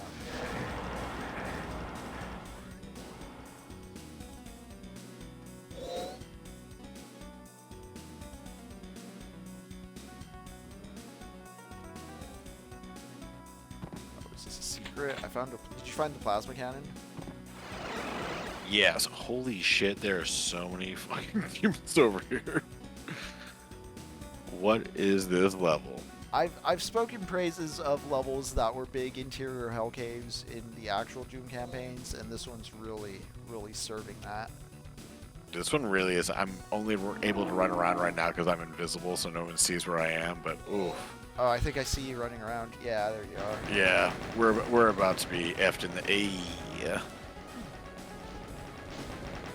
Oh, let's get to Pagan. Yep. Let's get the lube. We're gonna have a fun time. Spraying all over these dudes. I mean, the Hell Knight / Barons, absolutely jacked chests, impressive shoulders. What do they do? Yeah, like they're putting in a lot of work. I guess do they need to be swole so that they can chuck those fireballs? How heavy are like it's those like shot put? Yeah, exactly. That again ties into my whole like the demons run at you and just take blasts to the face because they're horny theory, because they're all so like sadomasochistically just throbbing and primed and ready for battle. You know, all these glistening monsters just ready to hop at the bit. Fucking bricked up demons. I need to turn always run on. Deadlifts, haha. I wonder, like, because they have those hoof feet, like they probably have some mad heavy deadlifts. Like, you know, their PR is off the charts. Do you think there's a Mr. Hands in this universe? Yes, for sure, for sure. Alright. No, actually there isn't, which is why they're so angry. Like, that's part of the hell torture. Like, they come from a realm where they explicitly remember Mr. Hands as an existent thing, and they're sad they can't reach those heights because, you know, they love it all. They're always reaching that new high if they can.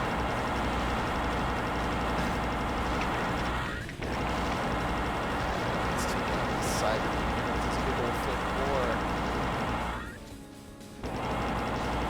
And again, the way they pop, like, they love their own deaths. They're so dramatic. Yeah. Like, the Mancubi especially, like, you know he's popping off while he dies. Oh, yeah, he's The way the skull does that little flop, yeah. Yep. Yeah, the flap. And the way his bone goes through his arm, that's such a great little gory detail. They didn't have to do that, but it was considered and done. He needs to be hornier when he dies. Just a little bit. Yeah, King of Mystery, you can't tell me that noise the Hell Knight makes isn't a sex noise. I mean, I can, but I'd be lying. You know, I could lie to you. Even the Doom Marines succumbing to the temptations of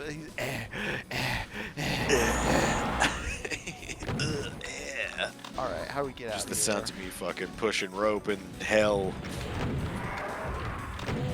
Your mother's pushing rope in hell. You know, those are projectiles the Archviles are launching from their shoulder. Well, they are. They are, but I think Donald They Trump are, but referred they to are. it as the hugest loads he's ever seen. ropes. He's got ropes, folks. Arnold Palmer. Thank you, Mr. President. I can't order one at a restaurant anymore without giggling like a chuckle fuck when I say I'll take a large Arnold Palmer. Like, ugh. Yeah, well, you can't get a small Arnold Palmer. They don't make them. Oh! It's like, goddamn, guys. The waiter's just like doing a little bit of shh. Hell is everyone. He's like, hell is everyone doing dad jokes on you. yeah, and they're in on the bit. And you're just like, stop. I'm just trying to order. Wow.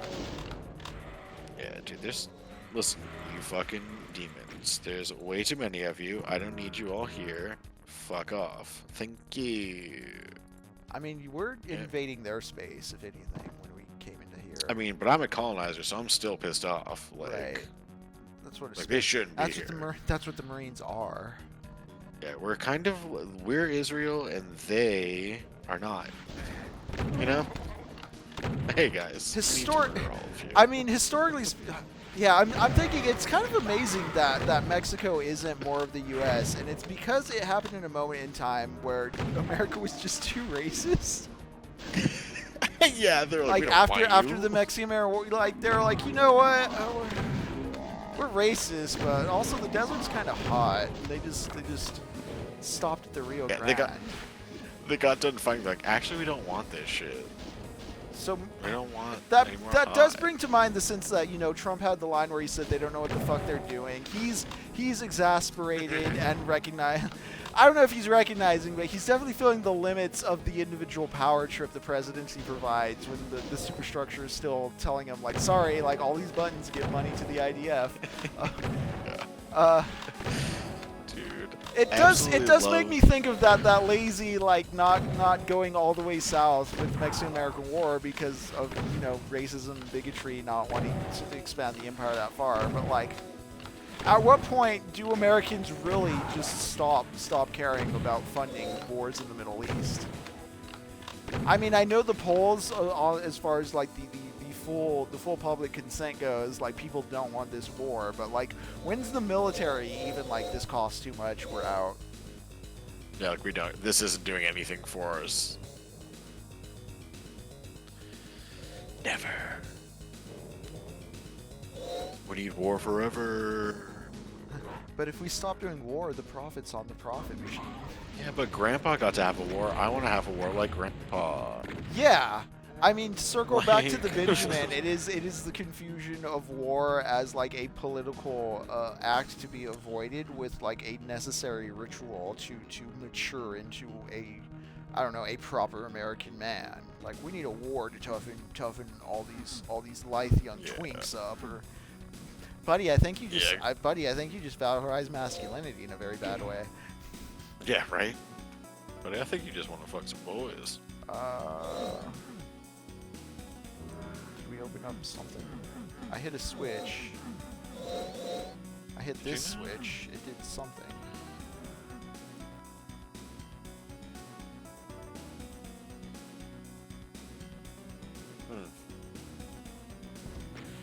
Ooh, no idea. Yeah. What kind of concerns Mask for Mask?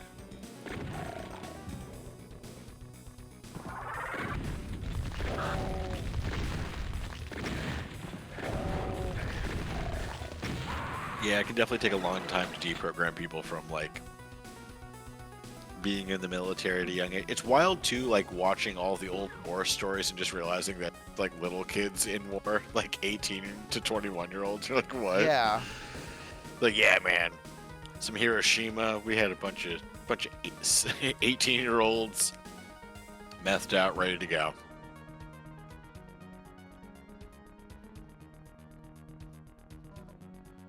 The question of deprogramming or reprogramming always raises concerns of scale for me, in the sense that, like, I don't know, as far as building a new political consensus or consensus reality, or just educating people about, you know, politics, ways forward, more collective action, community participated-minded ways. How do you capture and reprogram or re-educate people? I say this and like it's gonna get clipped and someone could be all like, "Oh, you're just a tanky who wants to put us all in camps." It's like, no. How do you continue education for people so that they don't become weird, paranoid maniacs? Just brain rotted by broadcast news. Even like the libbed up, like less reactionary, straight up Nazi types. I don't know. I'd see people who are still hung up on like Jake Tapper trashing Joe Biden, or what would happen if Kamala had won, being fundamentally different. It wouldn't have. She was talking about the military doing its sacred duty at her DNC acceptance speech. Just like, how do you reprogram that, if at all? Yeah. Or how do you provide people tools and education to like make their way out of that, or recognize when the macro structure is influencing them in ways that make themselves miserable? Because that's kind of the approach I take nowadays when I talk to people like that. It's just they seem to be self-imposing a set of dead rules or mores that maybe in like a broadcast TV era, pre-internet, held some sort of weight, but now you're just kind of making yourself miserable. Mm-hmm. As far as like respecting presidential authority, or just even questioning structures of power go. Okay, we hit this switch over here. I'm not sure. I was brought over to a bunch of demons that were trying to kill me. I'm trying to remember where it was. How to keep people from being isolated. Yeah, like we were talking about earlier with like just a national program to hang out with old people and keep them current with the pop culture. Wait, what? Sorry. Oh, everything is this way. I'm trying to see where you're at. Oh, I see. See on the map. Yeah. Oh, fuck, they're coming to us.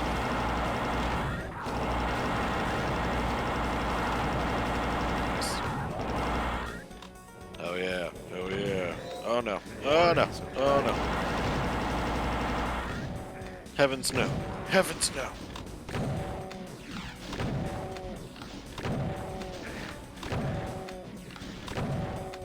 Okay, if you stay real close, you can kind of strafe into his dead zone, but you have to be fast about it. Gotcha, you gotta be like a part of it.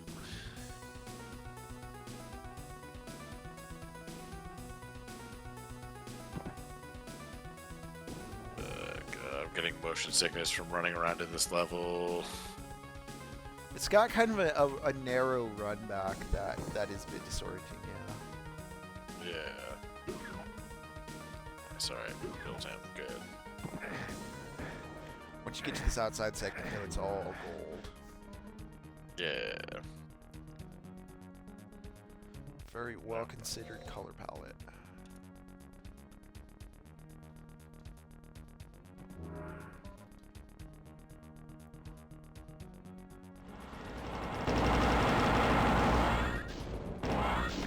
It's our friend. Who is also our enemy. Maybe we can get those Hell Knights hurting him.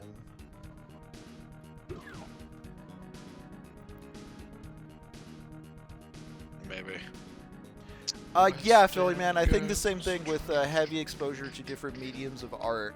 One of the things I've brought up in the past, I think during the Jet Set Radio run, but what I want to continue to bring up is, I don't think art can stop a war. I think that's mistaking a political object for a religious object and misassigning power. But art can take you some weird places on your own mentally, as far as exposing yourself to not just ideas, but tones and emotional moods in waves.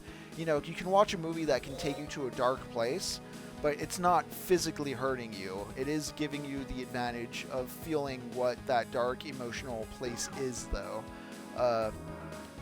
It can take you to very bright emotional places too. I think in general, just expanding your compass of emotions and ideas, it arms you with the ability to process things better in the real world, in terms of not being shocked or confused or emotionally overridden when an authoritarian or a fascist tries to craft narratives or use shock and awe. Or just bad narratives and bad intellectual concepts to brainwash or propagandize the people. Yeah, it gets someone asking questions and thinking critically and filling out weird zones of expression. Because sometimes, this is how cults and religions and stuff kind of take hold or seize people, is they operate on emotional vulnerabilities. And so if you're using art to explore and strengthen your own emotional self, it makes you more resilient to, propaganda that fear mongers or preys on taking advantage of you emotionally.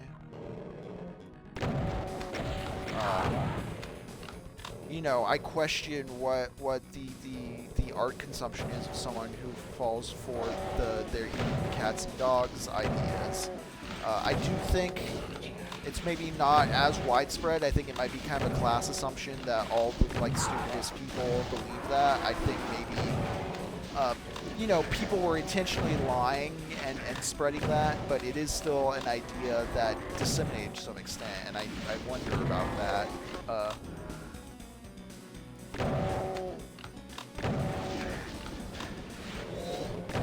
I do wonder, though, about George W. Bush becoming a painter, as just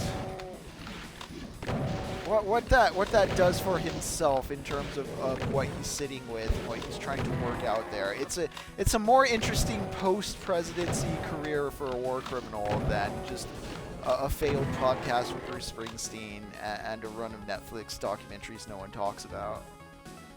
Yeah.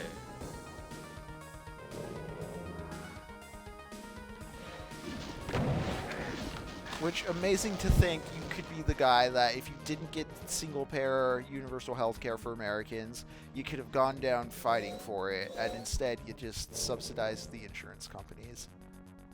Yeah. Why be a human hero when you can be a corporate hero?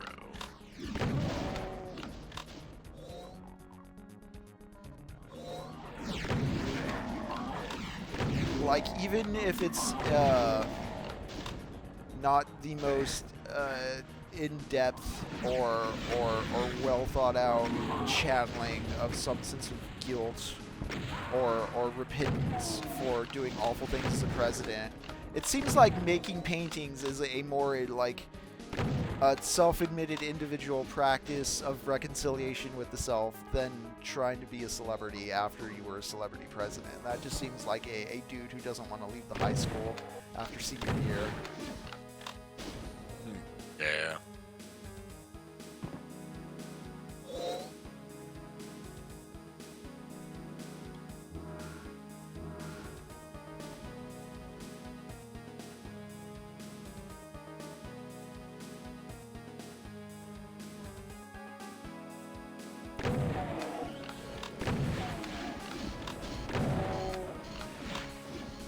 these lava waterfalls are such nice little additions.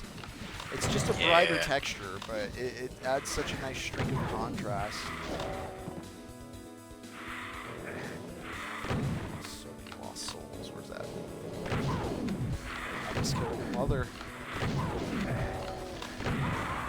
Murder her.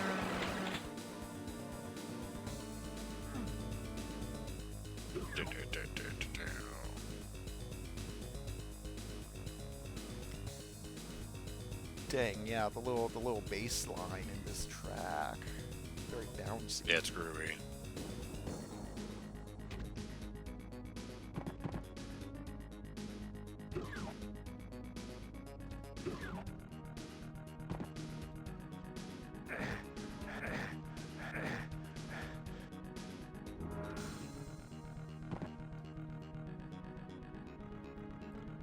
Hell is littered with bodies. It is. And it ain't even half full, boy. Hear me.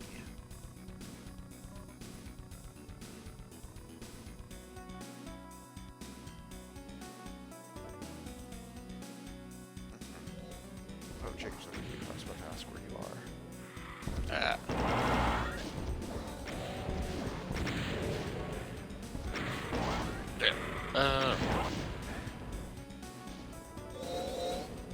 Oh, there's like a little... Yeah, a little spot This is down awesome, here. yeah.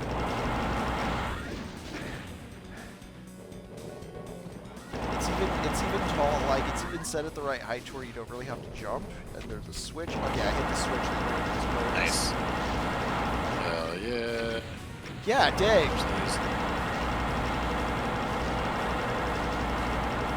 I wish Doom 1 actually had something like this, because remember how my complaint with episode 3 particularly was how many of those exits and like puzzles were like, run across this lava pool, go behind this pillar at the other end of this lava pool. That was such an elegant little lava pool path. The little stone steps, amazing.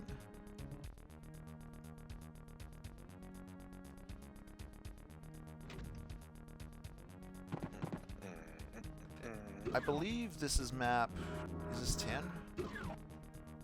I think so, yes. Actually, if we check here, yep, map 10. So after this, it's the final level.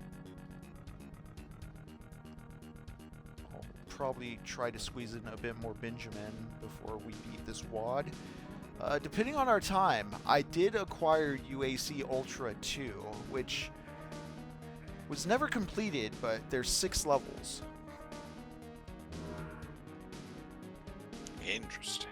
If we want to dive into that, if we have time to dive into that, but also if we wrap UAC Ultra 1 and call it there, that would be cool too.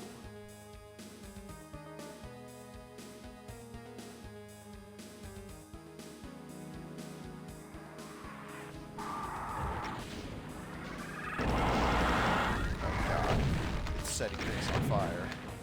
Yep.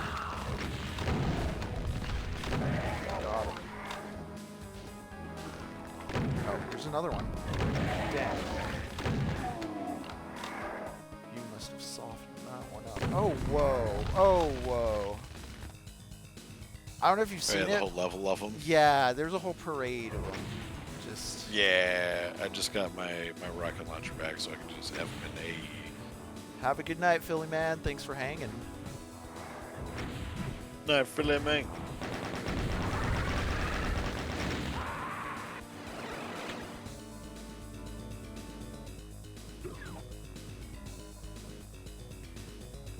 I think in addition to all the individualist self-improvement nonsense I'm talking about when it comes to processing art, something I also think it does is just, you know, they're good little cultural campfires to bring people together. Like, if you like something and other people vibe with a piece of art, it's a good starting point to make friends. It's not the ending point or the only activity that you should do for friendship, but, you know what I mean? Yeah, but certainly it's a side of coming together, yeah.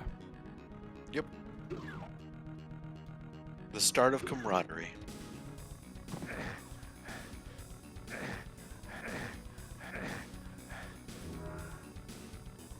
I How do you make hell less confusing? Well, you define it and you give it shape and form, and you share that with people so that everyone knows how to navigate it. Share the map with folks. Build solidarity. Yeah. Go to hell with your friends. Go to hell with your friends. That's what this summer is all about.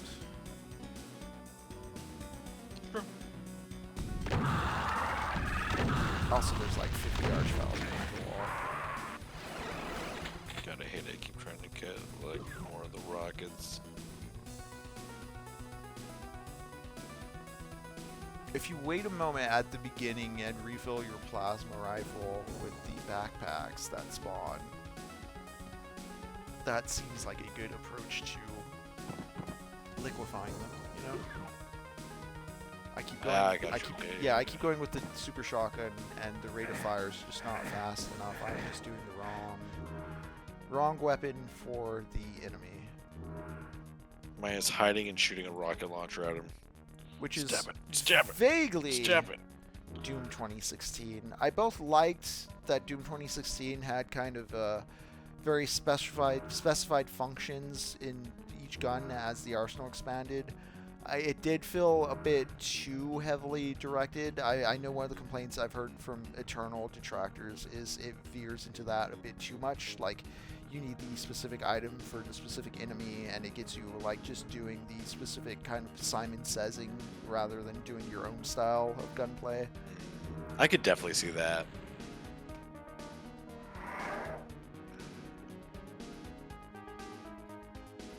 But let's kill these demons. Yeah, they don't deserve life.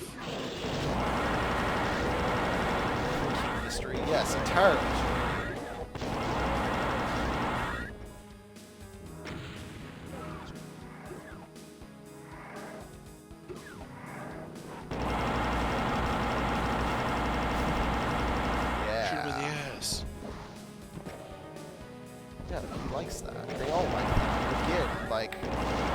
Everything here is consensual and fun. Like, we're in hell. We're in like Hellraiser. This is all just sex to them, you know? Consenting Cenobites. Consenting, yeah, hell demons. The box, you opened it. Oh, the box. Oh. Perhaps that is something we should play for the Discord. Hellraiser 2.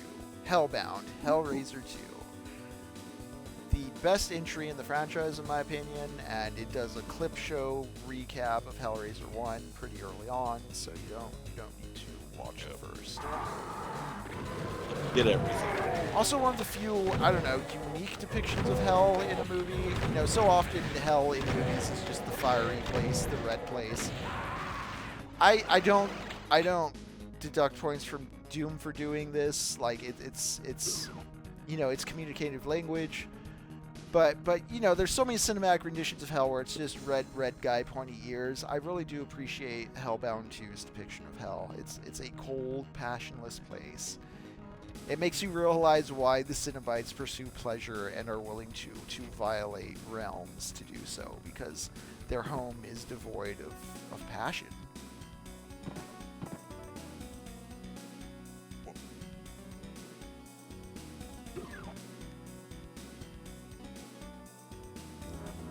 Talking about Doom Eternal, King of Mystery.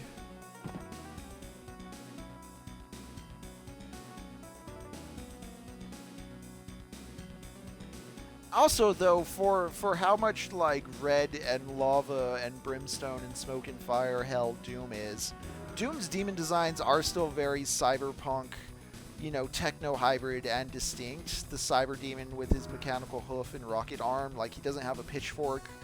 The spider mastermind, as Jacob and I so clearly remember from the Bible, you know, that's a depiction of a hell demon you'll see on the back of, you know, a public service announcement about cigarettes. Oh, without a doubt. Without a doubt. I don't even know what I'm referencing with that. A public service ad about cigarettes on the back of what? What was my phrasing there? That was totally incoherent. On a carton of milk. On a carton of milk, you're going to see a cigarette ad. There's going to be a devil. He's gonna have a pitchfork. Like, Grandpa, what are you talking about? I think I'm having a stroke is what I'm talking about. They got call an ambulance. If you see me 2 more times, you done good. If you see me a 3rd time, you're in trouble. Grandpa, what?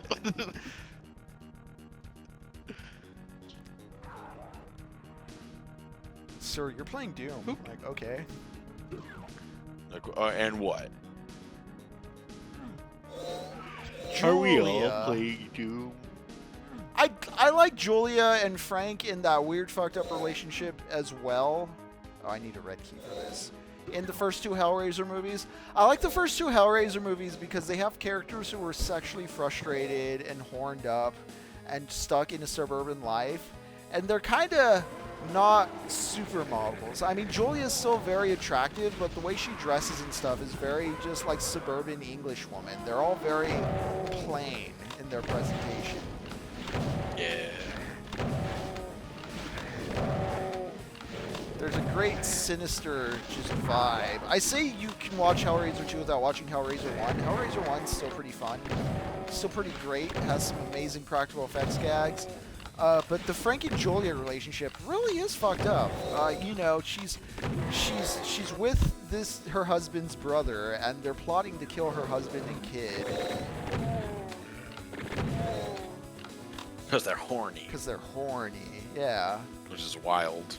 It's a wild reason to kill people, but, you know, people have done it for dumb reasons. Well, it's interesting, too, because the core of so much other cinema, blockbuster protagonist-centric cinema, is like, I gotta kill the bad guy so that I can fuck the girl.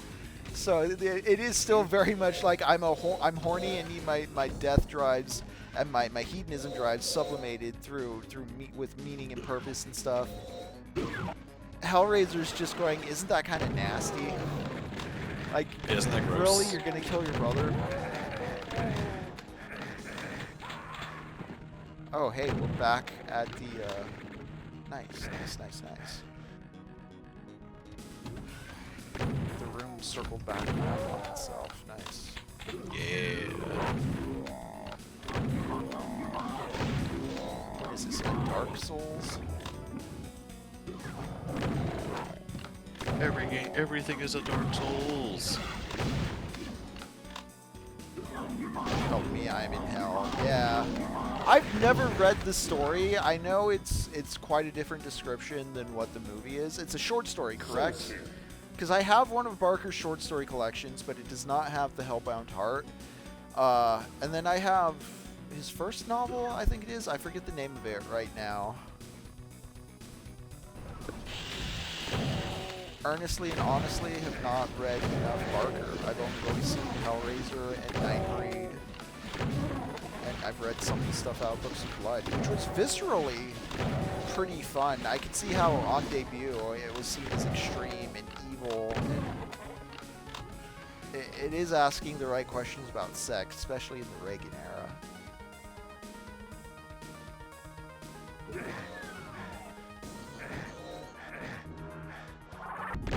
Damn, more archviles.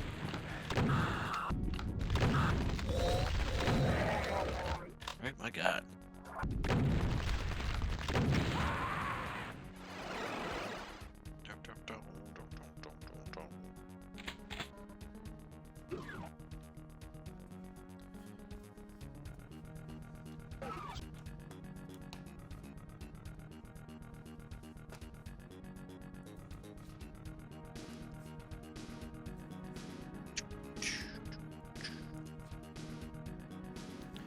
Jacob, I'm going to continue with the Walter Benjamin while you navigate this level.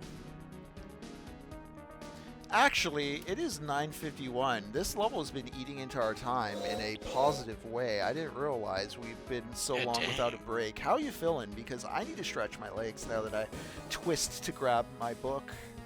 I could definitely use a little bit of a break. Yeah, I can definitely rehydrate as well. Folks, it is 9:51. We'll be back about 10:05, sometime within that window. We're going to stand up, stretch. You guys rehydrate, take care of your joints, smoke them if you got them. We'll be right back. See you soon.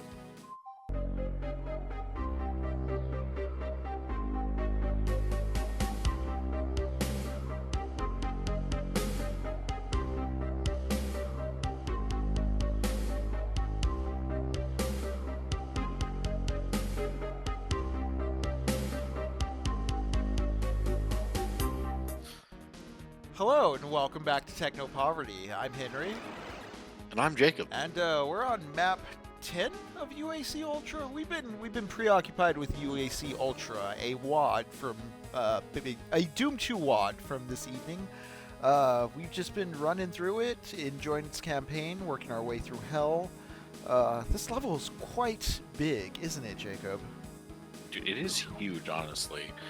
And it's been doubling back on itself and tripling back on itself. Yeah, the way this opening room opens up on itself, spirals back around. I've noted before, you can't really do true two-story structures in Doom. Like, you can't walk on top of a space you walked under. But the way they've so cleverly hidden that with just stairwells and layers, and the way ledges from above look into spaces below, it's all very engaging. It's real enough to feel like a video game level without being too abstract as to feel fake, if that makes sense. Yeah, like you don't see it for what it's covering. Right. This is something I think we're losing with cinematography, because a lot of digital cameras are seeking to have such high dynamic range and low light sensors that you can just kind of place the camera in a lighting situation and kind of grade it afterwards. Totally. I think the best movies, they understand that looking through a camera isn't the same as looking through your eyes, and there's a little bit of fakeness movies need in order to feel real, if that makes sense. The way that you cut out likes and ums and ahs and breaths in a podcast, or train yourself to not do that as an actor,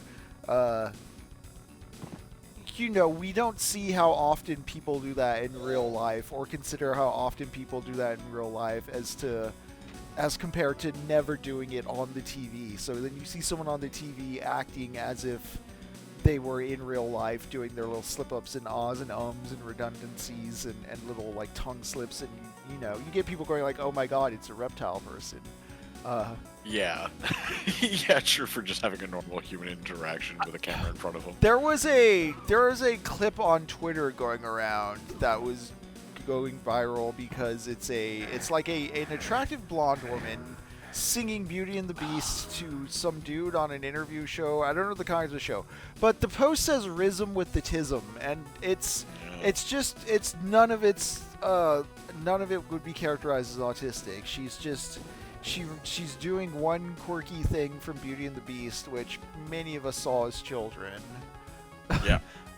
Left a lasting impression on a young woman. You're like, yep, that seems like that's what that movie does to people of that age. Yeah, and so the oversimplification of one obsession into, just overextending the diagnosis of autism onto people, I don't know, there's something hellish about that to me. It's that definitional slide that just like doesn't sit right with me. Dude, for sure, because it's just like knowing more than one fact about any subject is now autism. I read a whole am book. I autistic because I know cameras? They were right.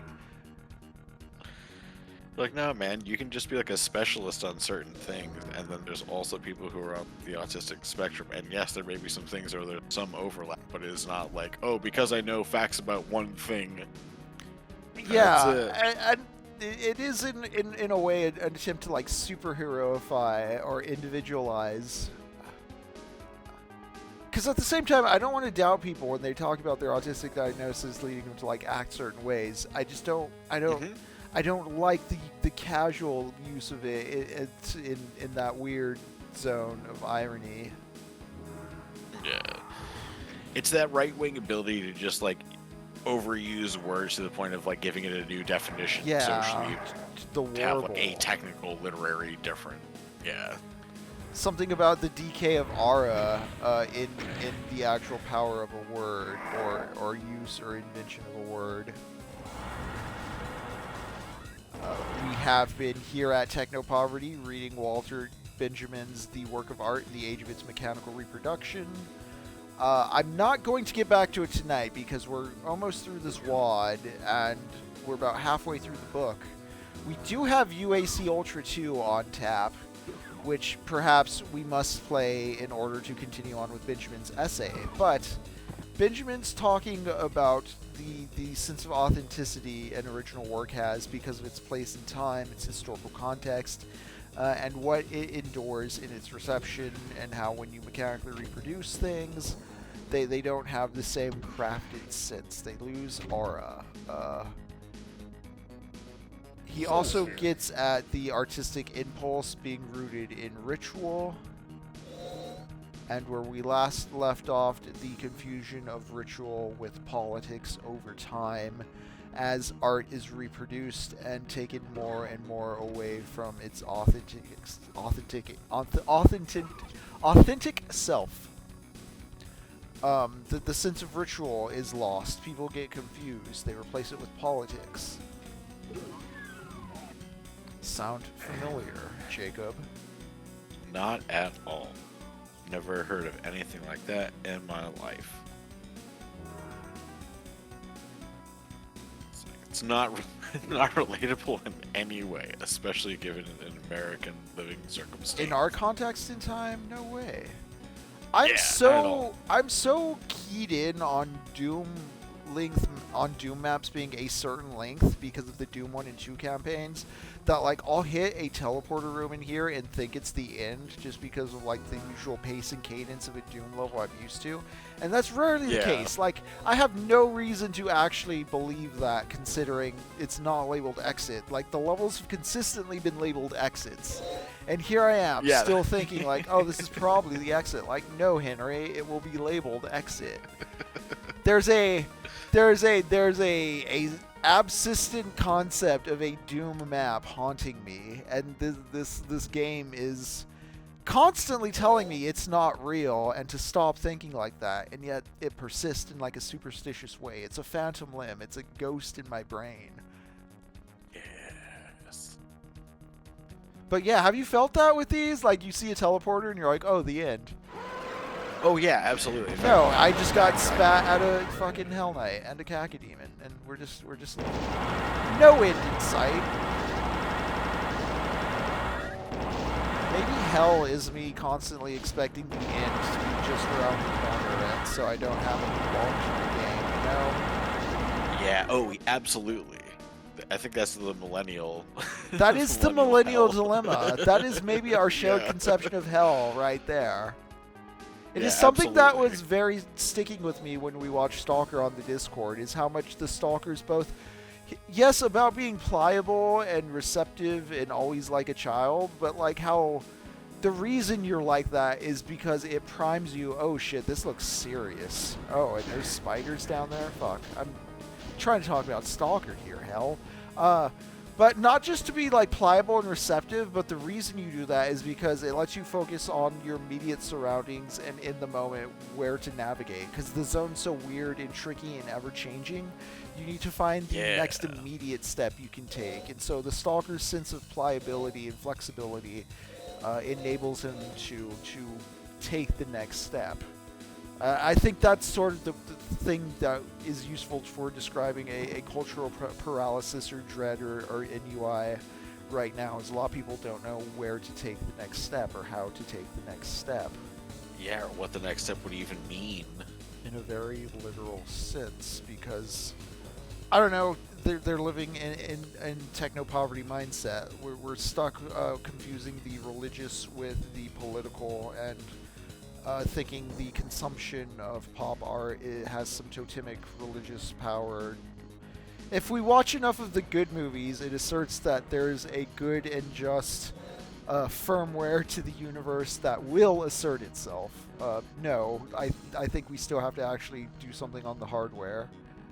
Yeah. But yeah, so the Stalker carries that sense of immediate pliability as he guides the professor and the writer through the zone. They're both... The writer's so caught up on what he's supposed to do long-term with his art, and the professor's caught up on both, like, well, I want to blow up the zone, so I gotta lie to these guys, and also, no, you can reduce things to noble facts and the past and all of that nonsense. But the Stalker's, like...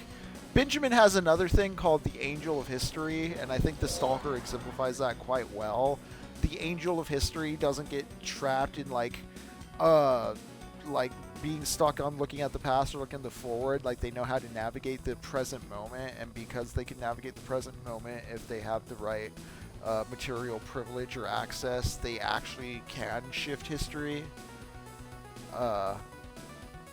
But it's the same way, like the Stalker's free paralysis. The Angel of History will be able to navigate the current moment in some way that isn't just like doom scrolling and, churning content on a treadmill in hopes of things getting better or just waiting for that next paycheck. Someone who hasn't completely confused the religious that Walter's getting at with the age of reproduction essay, which we will continue, but not on Thursday. Jacob, have you found this giant arena? No, I'm trying to find you, honestly. I don't even know where you at.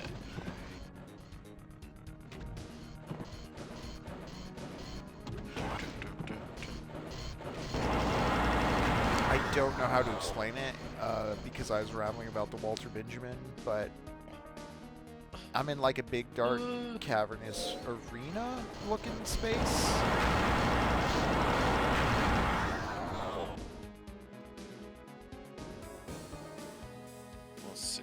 Are you near the front of the map? The back of the map? Where are we? I don't know what space is in relation to your position. Also, hey, I found it though. It was. So it was back at the front of the map. Okay, cool. Alright. Gotcha. I was like, I'm so confused. Like, I know there's an area I haven't been to yet, but I can't fucking find it. Got up the tower. Yeah, there we go. Oh, damn, yeah. This feels like Doom Eternal a bit. Is there an exit door or something I'm missing out on? I don't see the next step. What's in here? Ooh, what are you? Oh, there's a switch. I missed the switch. Oh, hi. Nice. What up? There's a switch right here. Oh, and now there's one over here. Right there.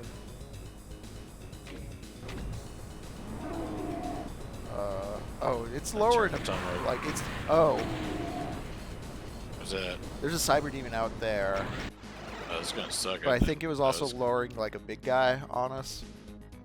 Ah, that makes sense. Excellent.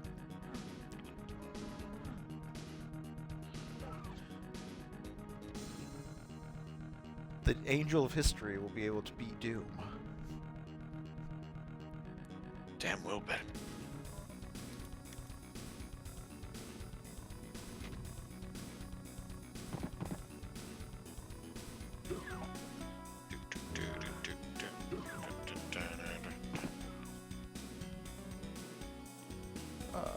But yeah, so I was talking about the Stalker as analogous or good reading on that concept of the Angel, navigating spaces. I'm trying to follow back. I think we pretty much concluded the thought, though.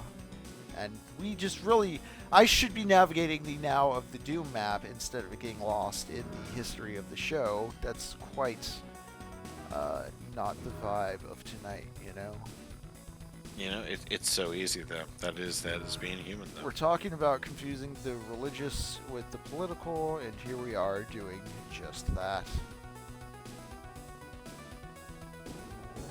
But also, this big old cave map has been just wowza. Remember when there are all those archviles just setting us on fire? What a time! What a time with the lads. Super shotgun, come on, we got a rocket launcher. There we go. That's what this lady wants. Just a heads up, we will continue the essay and finish it next time we play UAC Ultra.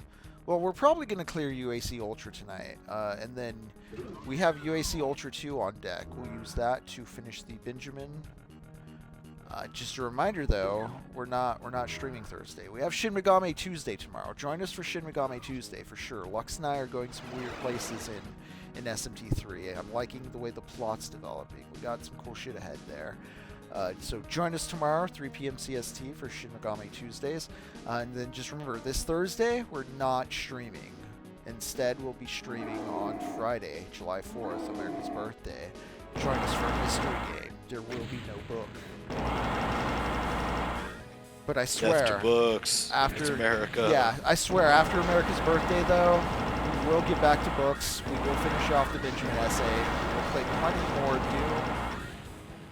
I'm wondering about movies now. Some of the stuff we were talking about earlier has me wanting to throw on Mulholland Drive.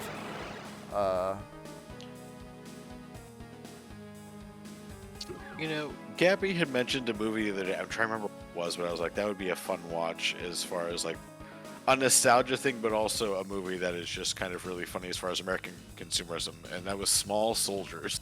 Oh yeah, Small Soldiers. That would be from an action figure perspective, that would be a fun one. Joe Dante directed. I remember I always seeing forget that movie at the cusp of like 12 or 13. Oh yeah, right. Yeah. It hit the right tone.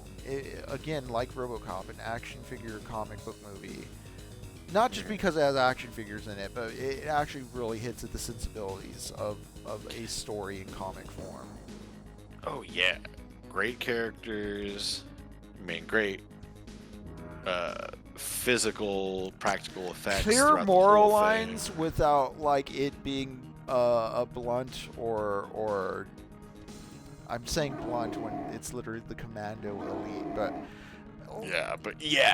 it's enough that a kid could get it. Yeah, it's fleshed out beyond its very blunt semiotics, which are very good and cool.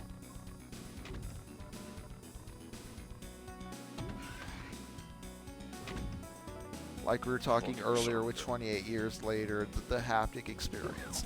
That's something that kind of gets to me about fear of spoilers or spoiler talk is sometimes it's the haptic experience of the actual viewing. You can't put into words the thing that would spoil it or make it bad. Sometimes actually knowing the plot allows you to understand the actual story better going in. Right, like you catch more, like, because how many times have you watched the movie the second time and it's been a greater experience, or just like, obviously a lightning experience, but like in a good way. It's not like, oh man, now I know more. Also, like something like Paul Thomas Anderson's The Master, I think is one of my favorite movies. And when people ask me why, I could, if I had to really like think about it, articulate what's great about that movie. But it is it is just meant to be seen as far as like the texture of it and the rhythm of it and the pace of it and just the flavor of the thing, if that makes sense. The aura is in viewing the movie. It's about this guy who's a World War II vet just living in post-war America, and he doesn't know what he's doing with his life, and he's just wandering around like he's the kind of hobo or wandering hobo romantic idea that Don Draper dreams about being. It's kind of a greatest generation or maybe kind of boomer dream. Oh shit. Oh. Don Draper in Mad Men has a dream of being a hobo in like a romantic sense, in the same way that like maybe a little girl would want to be a princess. And I think that is kind of an older generation aspirational thing. Like even the hippies were going for that, we're just gonna live in a van and roam the country and solve mysteries with our dog kind of a thing. Yeah, true. But like van life before van life, bro. The Master is that romance made real. It's this dude who has his post-war vet just roaming America in the 50s. All the luxuries of the empire at victory, his to imbibe it. And he just doesn't want to pay rent or have a boss. He doesn't want to work under anyone. But notably, he's not like a criminal about it in the same way that like, Tony Soprano doesn't want a boss, but a big driving irony and comedic aspect of The Sopranos is how much fucking work these guys are doing for little to no payoff. in terms of like they're too prideful to like work a job where they'd be under like a middle manager that would give them shit. Like they want to be their own man, but like what they idealize as being their own man is this very just poor idea of a gangster. Like they don't even have like the Scarface mansion. They're just hanging out with the boys in the back of a strip club having Italian subs. Yeah. still living the same fucking life as right. the other guys. Just like the only difference between that and being a legit like garbage man would be like sometimes your boss might give you shit, but I mean, oh shit. Sorry, skating. Yeah. Does your brain get fucked?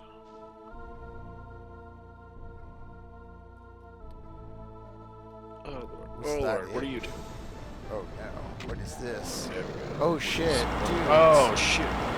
Completely erased my brain thoughts I had about The Sopranos, or even before The Sopranos, but you know what? We got a level to beat. Let's do it. Yeah, listen. Gabba Ghoul. Mamma Mia. Mamma Mia. Ay caramba.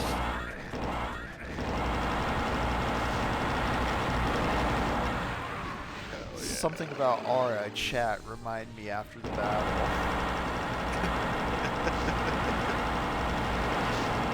Please, chat. Dude, this is a pretty tight battle, not gonna lie. It's pretty cool. Nice, and I still killed hell yeah. Chainsaw over here. Do we teleport or something? Oh, yep. Walk into that pillar. Oh god.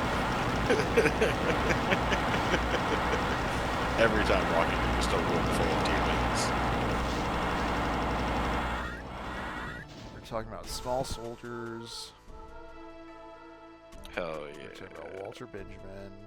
Yeah, we're talking about with Sopranos, just like if they thinking of them too highly of themselves, but not enough initiative to actually like just kind of like sit in with the rest of like everybody else. Right, like but not getting that much further. The special gangster boy. Yeah, dude, I want their respect. I like the way the guys looked at me. Yeah. Whatever happened to James Cooper? Not James. I even forget what celebrity he's romanticizing in that dialogue. No. Point is, though, it's a movie, Tony. That's not a real. That wasn't real. Yeah. Oh. Right, and he's after telling AJ like you can't live life like.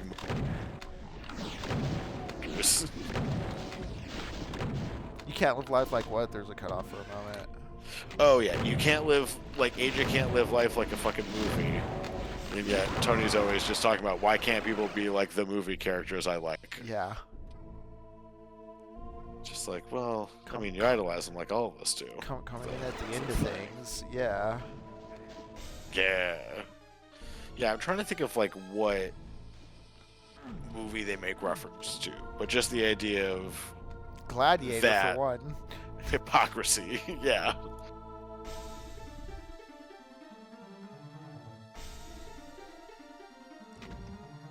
Megasphere.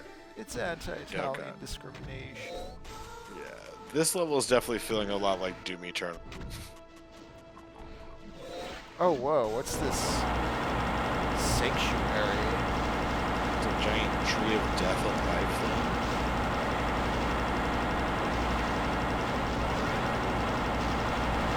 I was telling people SM Tuesdays was going on, and that we are playing a special book-free game on July 4th, 2 p.m. CST.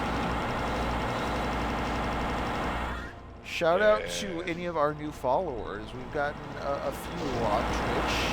We got a nice bump in reviews as well. Thank you all so much. Yeah, really appreciate it, guys. This is a lot of fun, and it's really nice to know that we're slowly building up a really cool one. And we're going to keep showing movies irregularly on the Discord as well. That's what we were talking about before with Small Soldiers as well as Mulholland Drive. Yeah.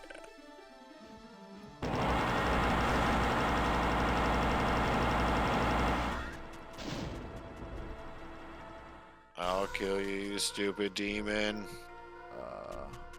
I will not be killed. What is this? What is this flesh stuff here? in this tree. What is this? Dark Souls? The demonic fleshlight. Okay, I shot that. Oh shit. Oh god. And now it's shooting back. Oh. Okay. Wait. It was making noises when you hit it. Yeah, see? We might have to hurt. Oh, this is... We might have to kill this tree? Do I have to... Can I go inside? I can't go inside. It's a mouth. It's like the icon of sin, but it fights back. Interesting. I appreciate this.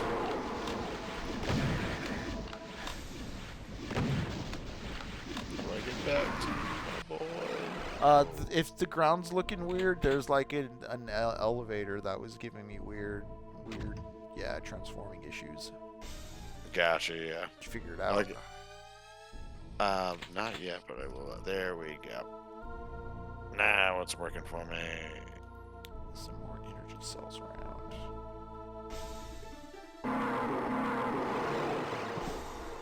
Yeah, you're hitting it.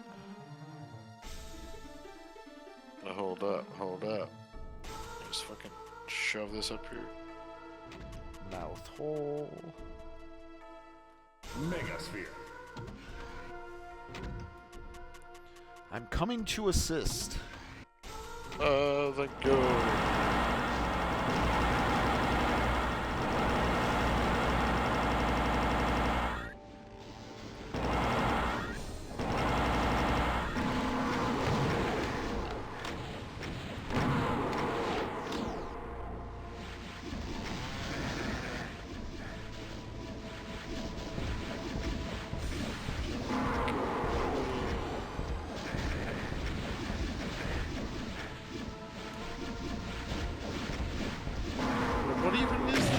Got it. There we go. Yeah. Alright, now it's dead. Now it's dying. Sick. Yes. Nice. We did it. Woo. Check it out. There's credits. Jimmy Music. 91, Nick Baker. Martin O'Donnell. O'Donnell. Oh, whoa. The Halo guy? What? Dude. Did they did they cover his stuff, or did he actually contribute to this project? That'd be cool. This is a nice credit sequence continuation level so that we see, you know, creators, but also take a break.